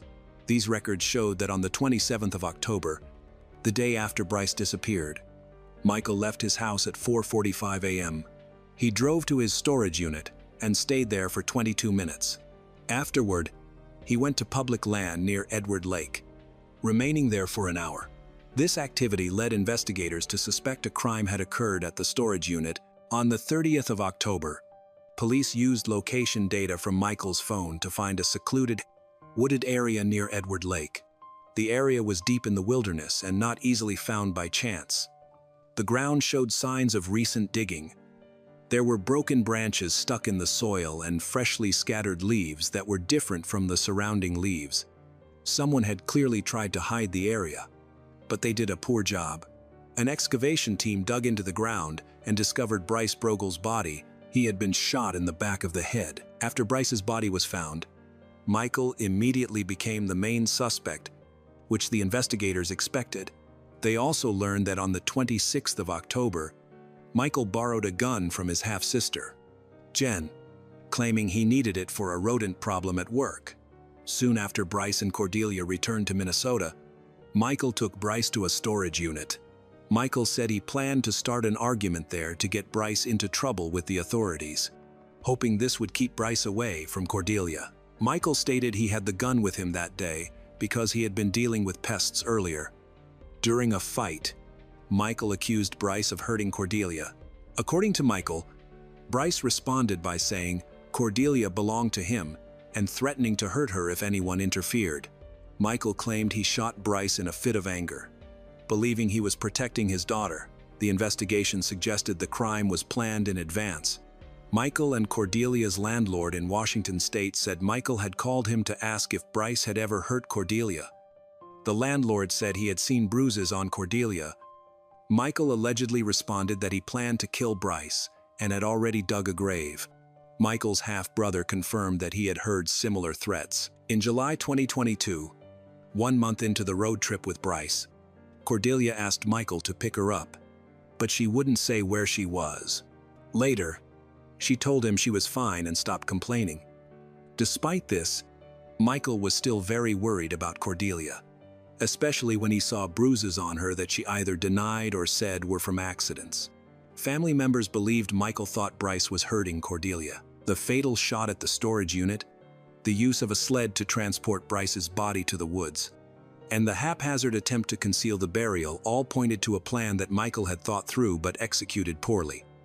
He had cleaned the storage unit, buried Bryce's body, and tried to hide the evidence, but it wasn't enough to evade capture. In November 2022, Michael Lee Laflex was arrested and charged with second-degree murder for killing Bryce Brogel. Second-degree murder is defined as an intentional killing without prior planning. On March 30, 2023, the charges against Michael were upgraded to first-degree murder, and a grand jury formally accused him of this crime. His trial began in 2024. Throughout the legal process, Cordelia insisted that her relationship with Bryce was not abusive and that she was happy with him. Her social media activity seemed to confirm this. After her father, Michael Lee, was arrested, she posted on the 31st of October that she had lost a guardian angel. She continued to share positive memories of Bryce online, never supporting Michael's account of what happened. During the trial, Michael confessed to killing Bryce, but argued that the murder was not planned. He stated he acted on impulse to protect his daughter. The jury, however, did not believe him. In April 2024, Michael was found guilty of first-degree murder and second-degree murder. He received a life sentence without parole. The story of Michael and Bryce is a tragic example of how deep-seated suspicion and a lack of trust can lead to irreversible consequences. Michael, as a father, was unable to control his emotions and fears, which drove him to commit a horrific crime. His actions, fueled by fear and anger, resulted in the death of a young man and the destruction of his own daughter's life. The jury rejected his defense, and Michael received a life sentence. This case serves as a stark reminder of the importance of resolving conflicts peacefully and fostering trust with loved ones, rather than resorting to destructive actions born from anger or suspicion. On May 19, 2006, a woman's naked body surfaced in the middle of the Missouri River. She had been beaten beyond recognition, her bones broken in dozens of places, and her brutal death left even seasoned detectives stunned. It took police days to identify the victim as Tracy Trible, a 35-year-old woman who had mysteriously disappeared from her home. Her husband, Stanley, insists she simply walked out after another argument. But to those who knew Tracy, the story doesn't add up. So what is the truth? And who could have committed such a brutal crime? And, as the investigation deepens, the grisly brutality of the crime reveals a nightmare far worse than anyone could have imagined. To understand why Tracy's life ended in tragedy, we need to go back in time, to her childhood, her family, and the twists and turns that led her to Stanley Trible, the man who would eventually become her destiny. Tracy was born on August 28, 1972, in Council Bluffs, Nebraska, a small suburb with a population of about 50,000. As an only child, she initially enjoyed a stable childhood until her parents divorced when she was 10. They try to maintain a harmonious relationship to protect their daughter's mental well-being, but she still feels anxious. Later, her father, John Gostomsky, remarried a woman named Patty, and she formed a warm bond with her stepmother. Friends and family described Tracy as kind and compassionate, especially towards animals. She often stopped to care for stray dogs and cats, sharing her food with them, a habit she kept into adulthood. In the early 2000s, after a breakup, she started dating Stanley Trible. Their relationship blossomed, and by July 2003, they were married. Despite appearing happy, those who were close to Stanley and Tracy were aware of the ongoing tensions and conflicts. Both hoped to adjust to their new life together, but they often struggled to coexist peacefully. Determining who instigated their fights was challenging, as they each blamed the other. They rented a home near Tracy's family in hopes of strengthening their relationship, but instead, it complicated matters even further. Only a few months after moving in, police were called to their home for the first time. Although there had been previous calls to 911, they had managed to resolve those situations peacefully. This time, Tracy reported that Stanley had tried to strangle her. When the police arrived, they noted minor marks on her neck. Stanley insisted he hadn't harmed her, claiming she had merely scratched herself. The police didn't believe him, resulting in his arrest while they investigated.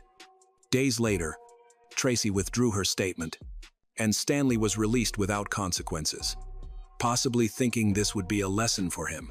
However, the tension in their home persisted, and their frequent arguments became well known to those around them. During this time, Stanley worked as a car salesman, and Tracy found a job at a travel company. They rented their home from a mutual friend, Chris, who was aware of their penchant for partying on weekends, often leading to loud disputes. Their fights were so intense that neighbors would call the police, but each time they managed to patch things up. Eventually, Chris received complaints from the neighbors about the noise, but was reluctant to evict his friends. Over time, the community became accustomed to Stanley and Tracy's tumultuous weekends. While weekdays brought peace and quiet, Chris attempted to express his concerns, fearing things might escalate, but they dismissed his worries, attributing their issues to their temperamental and drunken behavior. When sober, they appeared to be just an ordinary married couple. On May 1, 2006, Stanley and Tracy marked another wedding anniversary, and as usual, they ended up drinking, which led to a heated argument. The shouting became so loud that their neighbors called Chris to intervene. Calling the police proved to be ineffective. After that brief incident, Stanley never physically hurt Tracy again, and any future altercations resulted in police visits where they simply mediated without addressing the underlying issues. Sometimes, as soon as the police left, Stanley and Tracy would resume their arguments, which prompted them to involve their landlord. When Chris arrived, he found Tracy and Stanley in the middle of another fight. He witnessed Tracy throw her phone at Stanley, hitting him in the face. This made Stanley extremely angry, causing Tracy to retreat to another room for safety. In an effort to calm the situation, Tracy called her husband's sister, who had a good relationship with both of them. The sister came over late that night and managed to talk to Stanley, who had calmed down somewhat by then. Afterward, she also spoke with Tracy, and they agreed that Tracy would stay at her sister's house that night. since she felt unsafe being alone with Stanley. The next day, Tracy returned home with her sister, who immediately sensed tension between the couple, evidenced by their silence. Tracy shared the details of the previous night's argument with friends, who advised her to avoid staying in the house with Stanley due to concerns about his aggressive behavior, possibly escalating. During her conversations with her friend Melissa, Tracy decided to visit Melissa on May 3, 2006, to discuss her situation, including the possibility of divorce, while also planning to do their makeup and nails together. They set a time to meet, but on the day of the visit, Tracy did not show up. Melissa attempted to call and text her several times, but received no response. Melissa hoped she would hear from her, but her phone remained silent all day. Around 6:00 p.m., Stanley returned home from work and called his sister to tell her that Tracy was missing. He explained that they had argued the previous day and that he had chosen to go to bed instead of continuing the fight. However, Tracy was still upset and yelled at him, making it hard for him to sleep. It wasn't until after midnight that she finally quieted down. The next morning, when Stanley awoke to prepare for work, he noticed that Tracy was still at home, as they usually didn't communicate during their conflicts. He got ready and left for work around 7:00 a.m. Tracy also has to go to work. But a little later, when Stanley returned home around 6:00 p.m., he expected to talk with Tracy, but she was still not there. Normally, she would arrive home earlier to greet him, leading him to assume she might have spent the night at a friend's house. Nonetheless, her car remained parked in the garage, and she seldom walked or used taxis.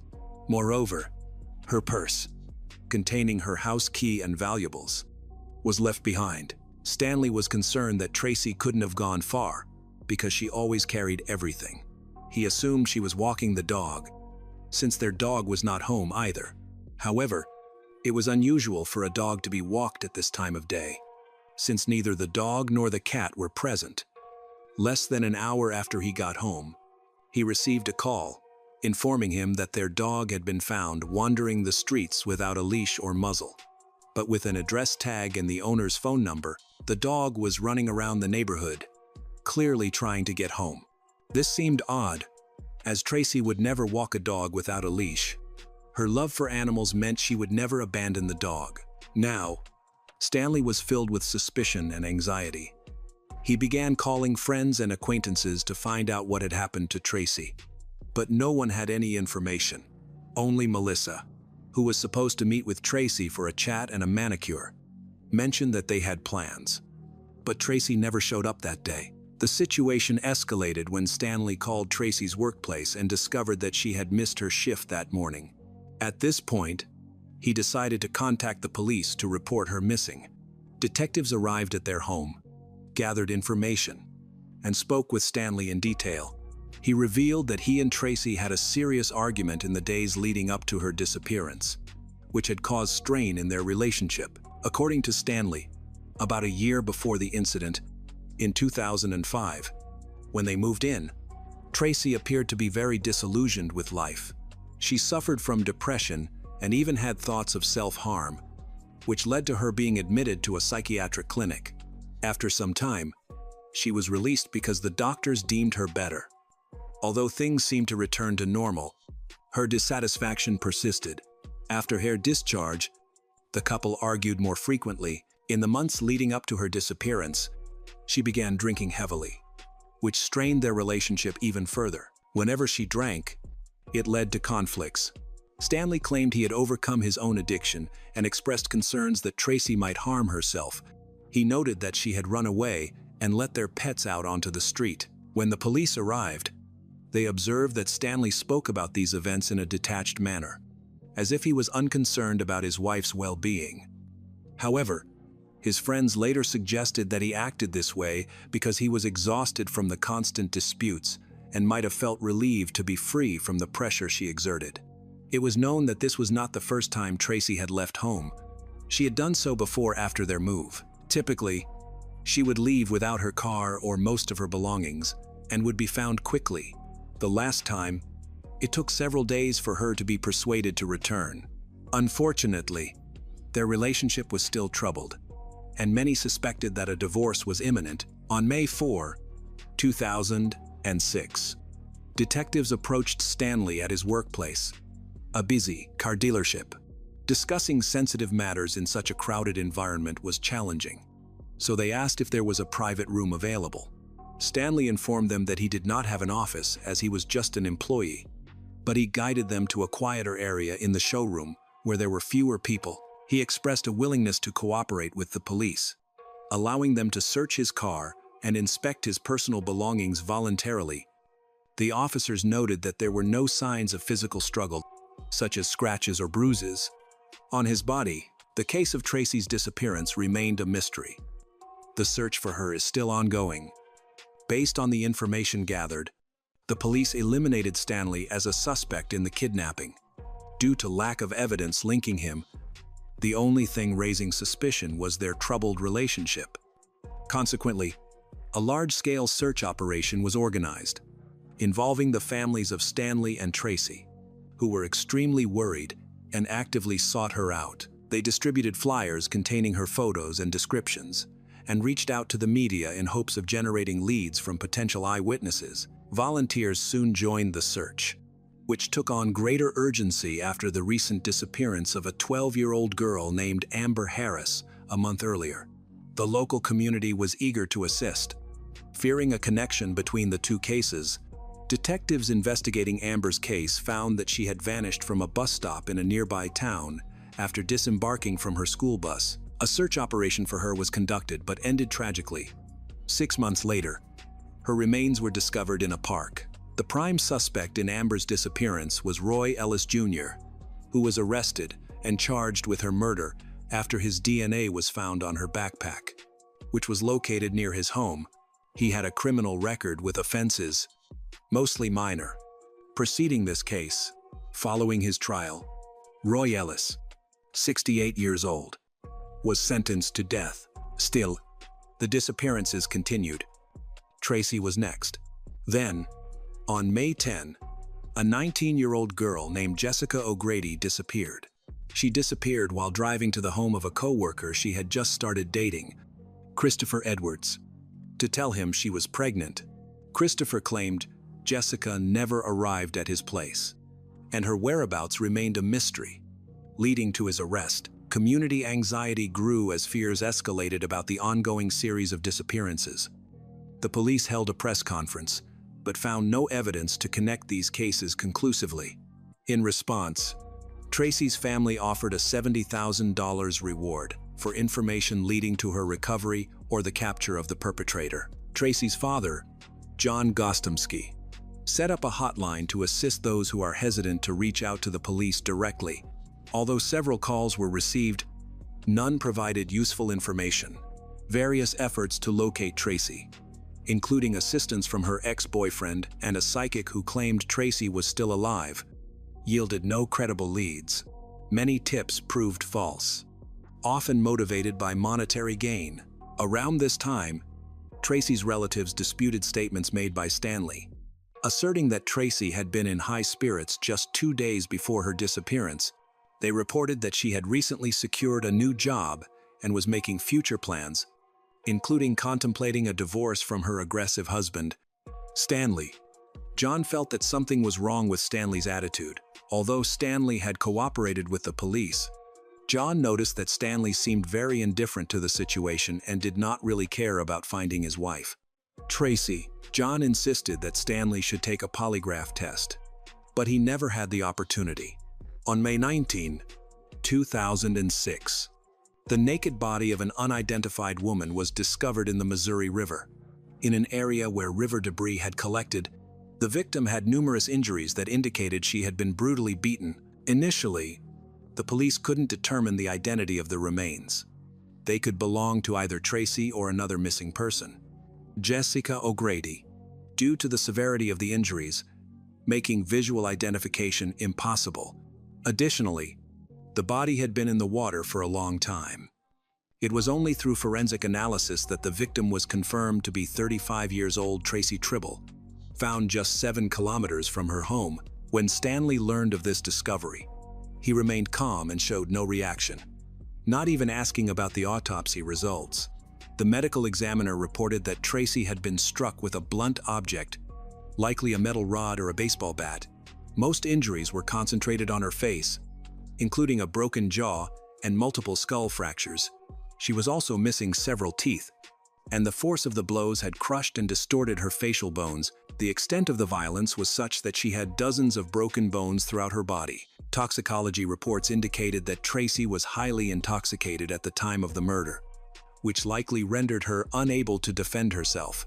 The medical examiner suggested that Tracy suffered multiple fractures leading to internal bleeding, though he speculated that strangulation could also have occurred. But this couldn't be confirmed due to advanced decomposition. It was clear that she had been severely beaten, and the nature of her injuries suggested extreme violence. Comparable to being hit by a truck or falling from a significant height, the brutality of the attack indicated a strong motive, leading detectives to believe that the assailant was someone close to Tracy, who harbored a deep resentment towards her. The absence of defensive wounds on Tracy suggested she was likely caught off guard, possibly due to intoxication. When Stanley was re-interrogated, he repeated the same statements as before. Consequently, he became the primary suspect, especially as their relationship had been troubled recently. No one could recall Tracy having enemies or people who wished her harm. The lack of defensive wounds on Stanley was attributed to Tracy's condition at the time. He maintained his innocence and stuck to his story. Throughout this ordeal, he remained calm and detached, contrasting sharply with Tracy's family, who were devastated and expected justice. Tracy's funeral was held on May 31, 2006, attended by many family, friends, and colleagues. Stanley's indifference during the funeral raised further suspicions as detectives continued their investigation. In August 2006, Stanley was arrested and charged with the first-degree murder of Tracy. While in jail, he became more talkative and recounted the events to several inmates. One of his cellmates reported that he admitted to attacking Tracy because of her constant screaming and nagging. He also revealed to another inmate that after he initially hit her on the head, he felt unable to stop and continued to strike her until he was exhausted. He mentioned that the violence began around 2:00 a.m., during which he heard her bones breaking, but felt no remorse, only a desire for her silence. After the ordeal, Stanley cleaned the crime scene and disposed of the body, then went to work as if nothing had happened. As the prisoners shared their accounts with the police, many details aligned with one another.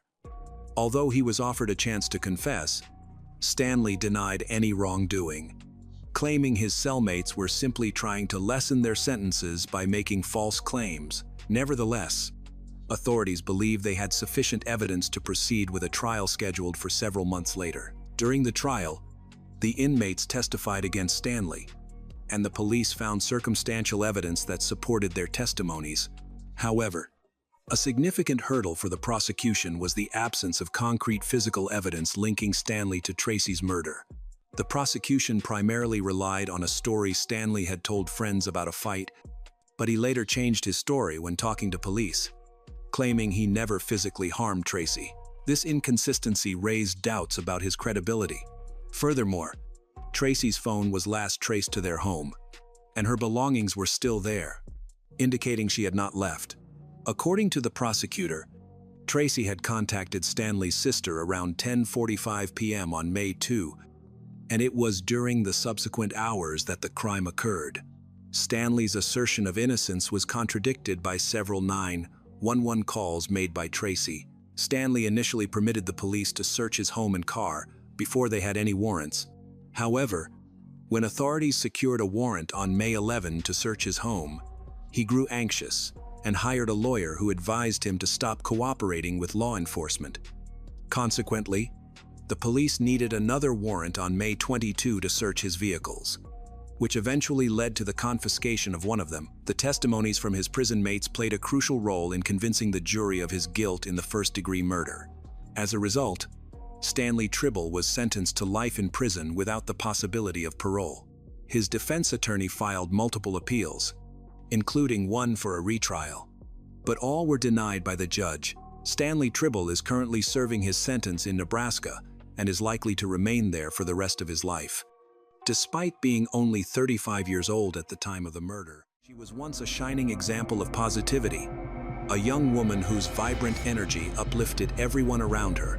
However, one summer night in Las Vegas, her bright spirit was tragically extinguished in an unimaginable way. What began as a quest for meaning and spiritual growth took a dark turn, leading her into a world filled with rituals, substances, and a man who claimed he could purify her soul. In the hours that followed, her search for peace transformed into a horrifying nightmare. How did a woman celebrated for her kindness and inspiration find herself ensnared in a deadly ritual of spiritual cleansing? And who was the man whose appealing persona masked a far more sinister nature? Join us as we reveal the story of Herleene, a journey of light overtaken by darkness and trust that led to tragedy. Herleene was born in 1991 in Philadelphia, Pennsylvania. She grew up in a nurturing environment, surrounded by the love of her parents and sisters, outgoing and personable. She easily connected with others and was known for her supportive nature and positivity. From an early age, Herleene was curious and eager to learn, especially about science and health. She enrolled in college to study biological sciences with hopes of a career in medicine or research. However, after graduating, she realized that working in a lab or an office was not her calling. Yearning for change, she made a bold move to Las Vegas, a city known for its many opportunities and bustling lifestyle. Las Vegas represented a fresh start for Herleene. Shortly after her arrival, she developed a passion for fitness. Within months, her physical transformation was remarkable. She grew stronger, and her confidence soared. This enthusiasm led her to become a certified personal trainer, motivated to help others achieve their goals. Her career flourished as clients valued her encouragement and authentic commitment. She didn't just create workout plans, she inspired people, helping them overcome insecurities and becoming a trusted companion in their fitness journeys. Her colleagues admired her positive energy and ability to connect with those around her. Yet, despite her success, she was struggling internally. After moving to Las Vegas, Herleene often contemplated the deeper meaning of life. This quest for understanding drew her towards spiritual practices. She explored alternative healing, meditation, and various philosophical views. The more she learned, the more captivated she became by concepts of inner balance, energy work, and unconventional perspectives on existence. This new interest introduced her to a different social group. Among them was someone equally enthusiastic about self-discovery. Their conversations focused on spiritual growth and the search for meaning. Initially, this was inspiring, but eventually, things began to shift. Ash Armand had a captivating presence. Charismatic, confident, and articulate, he possessed an uncanny ability to engage others and make them feel understood, garnering attention. He exuded the impression of someone with profound life experiences and insights. He shared his ideas on energy, consciousness, and existence with those who sought answers. Herleene found his philosophy intriguing. She believed that being in his company would enhance her exploration of deeper truths. Their discussions led to a closer bond, as they collaborated on methods to cleanse their minds, transcend personal barriers, and challenge societal norms. Eventually, Ash started introducing more radical concepts, claiming that traditional self-improvement techniques were limited. He argued that true enlightenment required stepping outside familiar boundaries, overcoming fear, and broadening one's perspective. He believed that genuine awareness could only be achieved by breaking mental restraints and venturing beyond conventional existence. This marked the beginning of their excursions. They traveled to remote areas, seeking solitude where they could disconnect from the outside world. In these quiet spaces, Herleene began experimenting with new self-discovery techniques. Over time, these practices evolved. Restricted substances became a central part of the experience, and Herleene was told they were crucial for reaching higher awareness and escaping the limitations of reality. Under their influence, she experienced altered states of consciousness, where sensations felt like steps toward a deeper truth. Initially, each session seemed like a journey to greater understanding, but eventually, the boundaries blurred, her perception became unstable, and distinguishing between reality and illusion became increasingly difficult. While these experiences were intoxicating, they also distanced her from the world she once knew. At some point, this pursuit of harmony transformed into something different. Herleene may not have realized how deeply involved she had become. But little by little, her life was heading in an irreversible direction. Herleene and Ash quickly bonded, their relationship progressing rapidly. However, subtle warning signs began to appear over time. At first, they seemed minor, slight changes in his behavior that she overlooked. While Ash was often caring and affectionate, there were moments when he became distant and withdrawn. With unpredictable mood swings, occasionally, he spoke with profound inspiration, as if sharing the universe's secrets with her.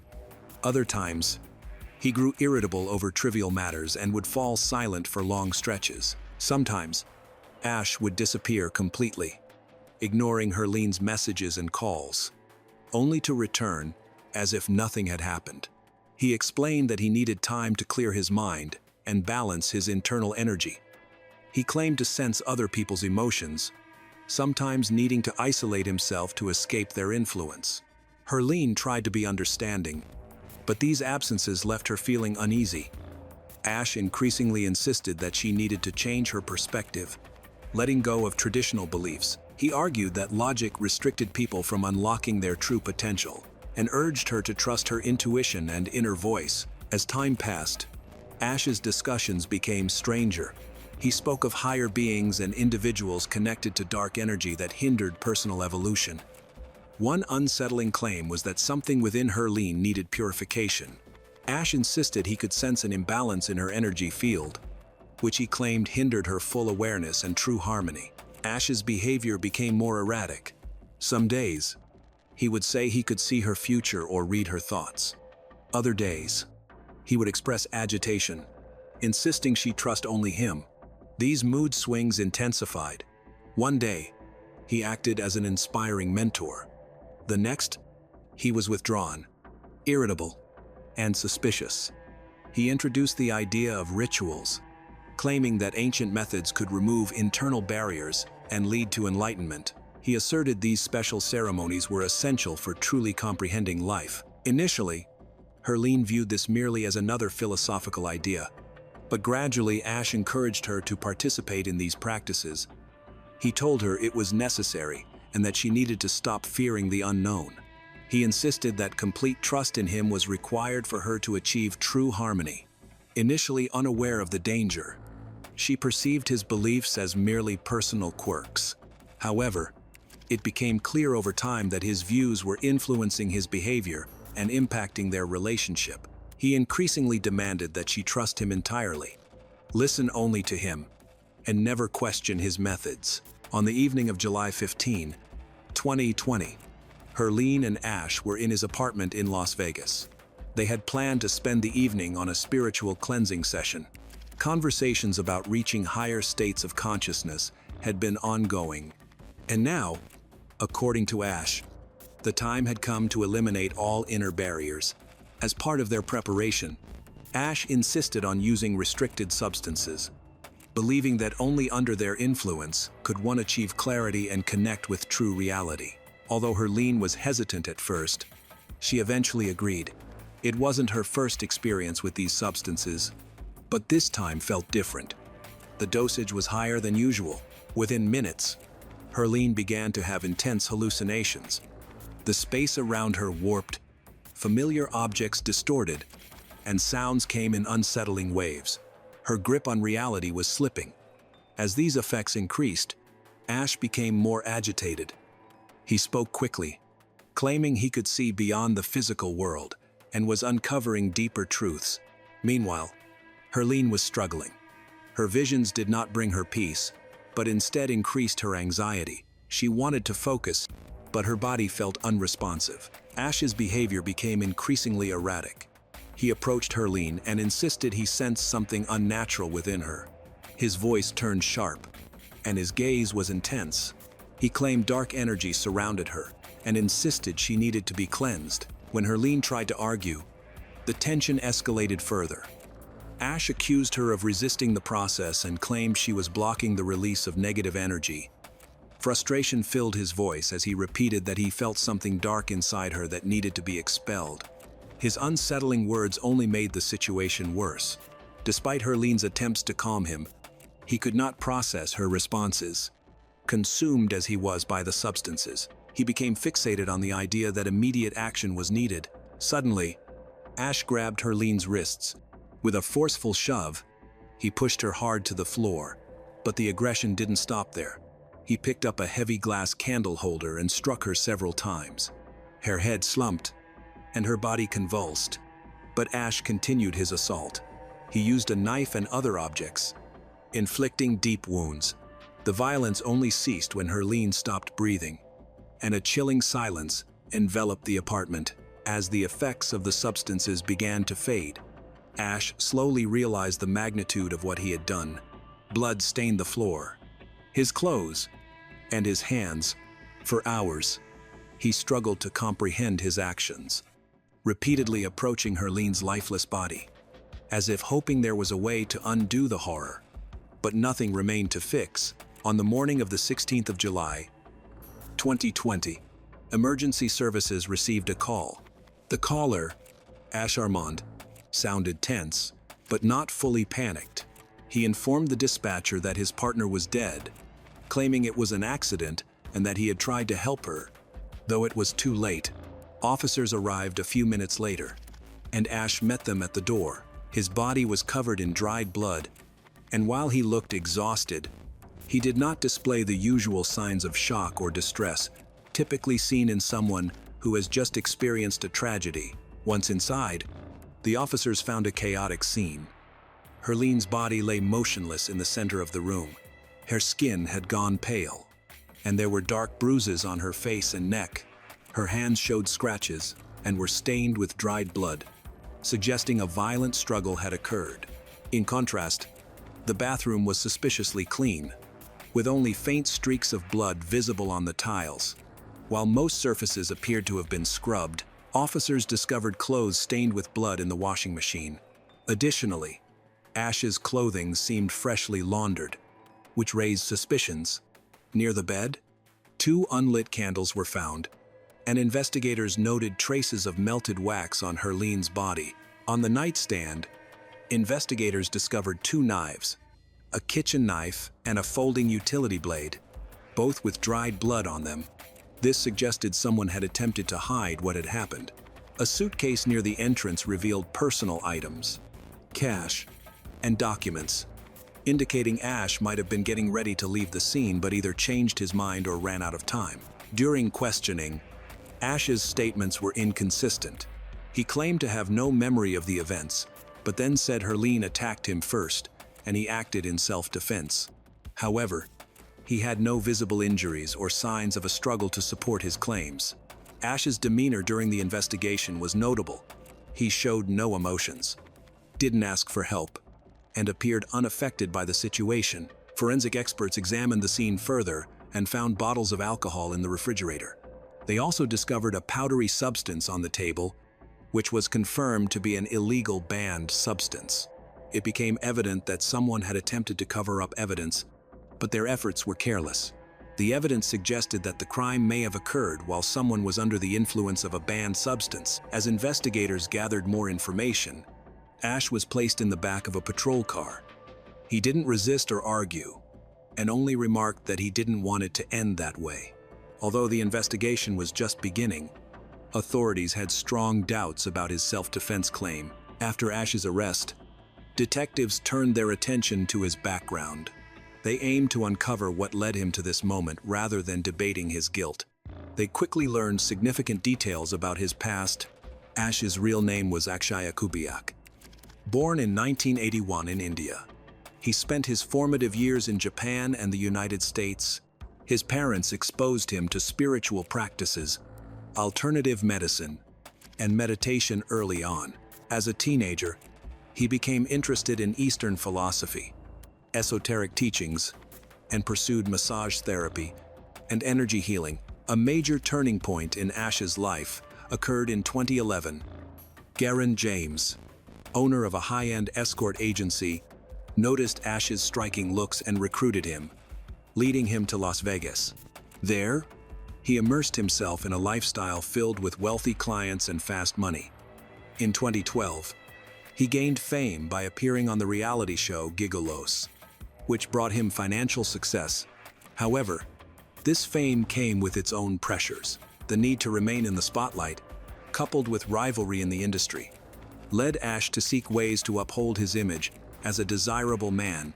He began using steroids to improve his physique, eventually progressing to stronger substances, resulting in a dependence on both the drugs and external validation. His aggressive behavior escalated, leading to several altercations in Las Vegas clubs and a driving under the influence arrest. After Gigolos ended in 2016, Ash's popularity waned. His income shrank as attempts to stay relevant in the entertainment industry failed. By 2020, after spending his earnings on a lavish lifestyle of cars and parties, he found himself in a tough situation. No longer a beloved public figure, he was living in a rented apartment, making money through occasional meetings with fans who paid for his company. By the time he met Herleene, his life was already in turmoil. Searching for meaning, he became drawn to spiritual practices and mysticism, convinced he could reshape reality. However, influenced by banned substances, these beliefs morphed into an obsession. Ash's relationship with Herleene became a way for him to regain power. He viewed her not just as a partner, but someone he could control. Over time, his confidence developed into a belief that he held sway over her thoughts and destiny. On the night of the incident, Ash's mind, damaged by years of substance abuse and delusion, finally broke. Investigators gradually pieced together his story, revealing that this crime was not a random act. It was the result of a long, troubling path he had been on for years. The trial started in 2021, with prosecutors charging Ash with first-degree intentional harm. They argued that Herleene had suffered a brutal attack and that Ash's self-defense claim was inconsistent with the evidence. The defense contended that Ash was temporarily mentally unstable, asserting that substance use and emotional distress had caused him to lose control. Ash maintained that he loved Herleene and would never intentionally hurt her. Public opinion was split. Some condemned the brutality of the crime and called for the maximum sentence, while others, including fans of the show Gigolos, supported Ash, viewing him as a victim of circumstances. Many of these supporters shared messages online and formed groups to raise funds for his legal defense. In contrast, Herleene's family tirelessly sought justice. Her parents and sisters spoke in interviews, describing her as kind and vibrant, and emphasized that nothing could lessen Ash's responsibility for his actions. In December 2021, the court found Ash Armand guilty and sentenced him to 20 years in prison. He could apply for parole after serving 8 years. Herleene's family was disappointed by the ruling, believing the punishment was too lenient given the crime's severity. However, the court considered the defense's arguments about Ash's mental state at the time of the incident, which influenced the outcome. Under the sentence, Ash will remain in prison until 2041, with the possibility of early release in 2029, though it is uncertain whether he will receive parole. There are still unresolved questions about the case. What was happening in Ash's mind that night? Was it solely due to substances? Or did he have intent? Why did he try to hide what happened before calling the police? Does he truly understand the extent of his guilt? Although the investigation is complete and the sentence has been passed, discussions about the case continue. Even years later, it remains a controversial topic, with opinions divided between those who view him as a criminal and those who see him as struggling with his own demons. It all began on a warm spring afternoon in late May 2011. Alyssa decided to go fishing alone along the Platte River. She packed her gear and drove out to the Platte Falls Conservation Area, a serene spot with a boat ramp that locals often visited when they needed peace and quiet. The next day, June 1st, A man, taking his lunch break near the conservation area, was walking along the riverbank when he noticed something unusual in the shallows. What he found would send shockwaves through Platte County. Stranded on the shore and partially submerged in the water was the body of a woman, wearing only a bikini top. The body was later identified as that of Alyssa Shepard, 22. When authorities arrived, it was immediately clear this was no accident. The scene bore signs of violence. Deputies noted severe trauma to Alyssa's head, blood on the ground, and even bone fragments scattered near the bank, suggesting a brutal attack had taken place, just steps from where she'd been fishing.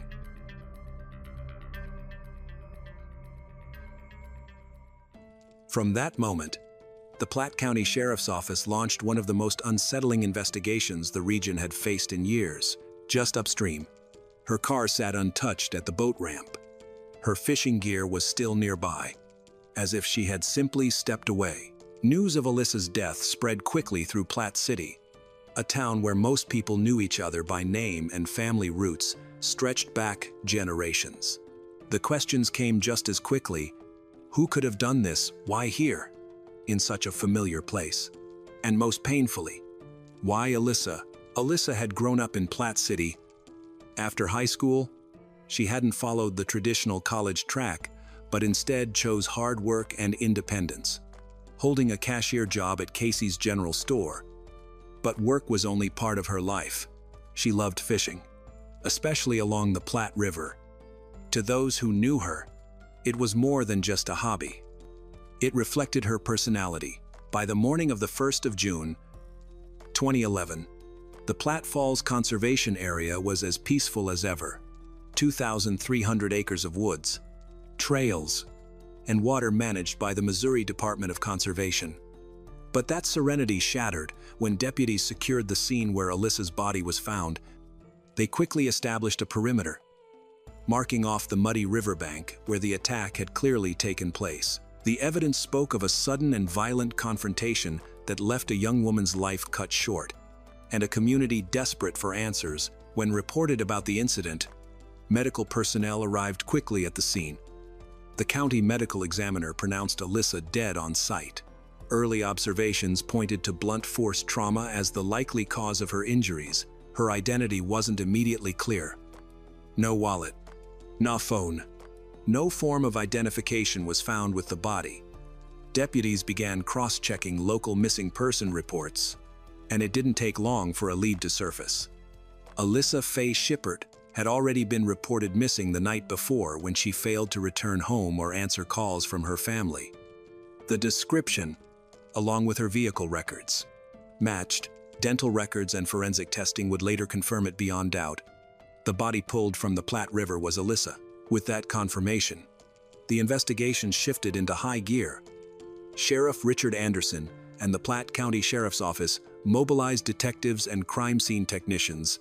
They treated the riverbank like a grid, photographing and mapping every section. Evidence, from bone fragments to trace material, was carefully collected and bagged. Search teams spread into the surrounding woods, while divers from the Missouri State Highway Patrol scoured the riverbed for anything the current might have carried away. The conservation area itself became part of the investigation. Trails and parking lots were checked for tire impressions, discarded items, or any clue of suspicious activity. Rangers who patrolled the area were questioned, but no one had reported anything unusual in the days prior. Based on environmental factors, the spring temperatures and the river's steady, but not flooded current, investigators estimated the body had been in the water overnight. That detail suggested Alyssa may have entered the river near the boat ramp not far from where she was found. At a press conference, officials released only limited details. They urged the public to come forward with tips and set up a dedicated hotline through Greater Kansas City Crime Stoppers. Anonymous callers could even qualify for a reward. Meanwhile, the medical examiner transported Alyssa's body to the morgue for a full autopsy. Preliminary findings confirmed what the scene already suggested. Her head injuries were extensive, the result of violent force. Toxicology and other tests would refine the timeline of her death, Back at the lab, forensic teams worked with what little evidence they had from the riverbank. The current had washed away much of the DNA, leaving few biological traces behind. With physical evidence limited, investigators turned to Alyssa's world, the people who knew her, and the life she had lived. Alyssa's father described her as a kind-hearted daughter who had just cut her long hair to donate to cancer patients and was preparing to help tornado victims in Joplin. Alyssa's sister remembered her as a free spirit with a radiant personality who loved nature and cherished her relationships. Nothing in her background hinted at conflicts, grudges, or enemies. For detectives, that painted a troubling picture. If Alyssa wasn't the type to make enemies, then who had wanted to hurt her? Investigators next turned their attention to Alyssa's social circle. Friends described her as easygoing, deeply connected to her church, and focused on a simple routine of work, family, and time outdoors. The detectives probed her love life, asking if she had been seeing anyone or had been under any stress recently. Nothing stood out. At her workplace, Casey's General Store in Platte City, co-workers shared a common image of Alyssa as kind, approachable, and often mentoring new employees. She enjoyed chatting with customers and never mentioned any conflicts. Several colleagues remembered her talking about her fishing trip that day, excited for a few quiet hours on the riverbank. No one recalled hearing about arguments or threats. Despite interviews and repeated reviews of her phone records, the investigation stalled. Summer faded into fall, with no major breakthroughs. The autopsy confirmed Alyssa had suffered devastating blunt force trauma, consistent with a heavy object. But without the murder weapon, detectives had little to anchor their case. Then, in the early hours of the 26th of December, 2011, everything changed. Around 4:00 a.m., deputies were called to an apartment in Farrellview, about 10 miles from Platte City. Inside, they found a 21-year-old woman brutally attacked with a razor. Her abdomen had been slashed open. Though unconscious, she was rushed to the hospital and miraculously survived. When she regained consciousness on the 30th of December, she identified her attacker as a man she knew casually, a name that stunned investigators: Quentin Odell. Quentin was no stranger to the case. He had worked with Alyssa at the same convenience store, blending into the small-town community without raising suspicion. In fact, he had even been inside Alyssa's family home, chatting with her father on occasion. With no prior criminal record, his name surfacing in connection to such a violent attack shocked both detectives and locals alike. Detectives brought him in for questioning on the 5th of January and 6th, 2012. What Quentin told them left even seasoned investigators shaken. He admitted that on the afternoon of May 31st, 2011, he had gone to the Platte River and encountered Alyssa while she was fishing. According to his statement, he entered the water and pretended to drown, luring her closer. When she approached, a confrontation broke out. Quentin described how both of them reached for the small hatchet he carried on his belt. He struck Alyssa in the back of the head, causing her to collapse, crying in pain. Then, in chilling detail, he admitted kneeling down and striking her repeatedly in the face with the hatchet until she stopped moving. Afterward, he dragged her body into the river before heading back home, where he showered and went to bed as if nothing had happened. In another version of events, Quentin claimed Alyssa had angered him during their encounter, triggering a sudden outburst of violence. He framed the killing as an impulsive act rather than premeditation. Prosecutors, however, saw it differently. The very fact that he carried a hatchet and used it so deliberately spoke to intent. In late December, at the Federal View Apartments, Quentin admitted visiting the 21-year-old woman, his lover, on the 26th. During his first interview with investigators, he insisted he had left her alive and injured her. But in a later statement, his story shifted. He claimed he overheard her arguing on the phone with a recent boyfriend, which set him off. According to Quentin, he grabbed a razor blade from the kitchen table, then left the apartment. He said he went home and only realized the next morning that his hands and shirt were stained with dried blood. He admitted to quickly discarding the shirt. This version of events, however, was far from complete. After his confession linked him to both incidents, authorities moved quickly. On the 7th of January, 2012, Quinton, then 22, was formally charged with first-degree murder and armed criminal action in Alyssa's case, along with related charges for the December attack on the woman. 21. Later, in June 2012, prosecutors filed additional charges tied to the Fairview assault, including forcible, intimate connected to a deviant abuse act during the Razor attack. The 21-year-old victim had survived, and her statements, combined with forensic evidence, confirmed the assault. Bond was set at $2 million, underscoring the gravity of the crimes, and Quinton was held in custody. In Alyssa's case, no abuse charges were filed. Her autopsy determined the cause of death to be multiple blunt force injuries to the head. With no evidence of abuse assault, Quinton confessed that their confrontation escalated, leading him to strike her with a hatchet before dragging her body into the river. Alyssa's body was later found partially clothed, wearing only a bikini top. Investigators noted that she had gone fishing on a warm spring day, likely wearing swimwear for comfort. The missing lower garments were never fully explained, possibly lost during the struggle or carried away by the current. Prosecutor Eric Zond sought the death penalty, arguing that the brutality of the crimes, combined with Quinton's betrayal of Alyssa's kindness, demanded the harshest punishment under Missouri law. The state painted Quinton as a predator who followed a pattern of calculated violence. Meanwhile, Quinton's defense team fought to save him from execution. They pointed to his lack of a criminal record and framed his actions as reactive rather than premeditated, particularly the fatal struggle by the river.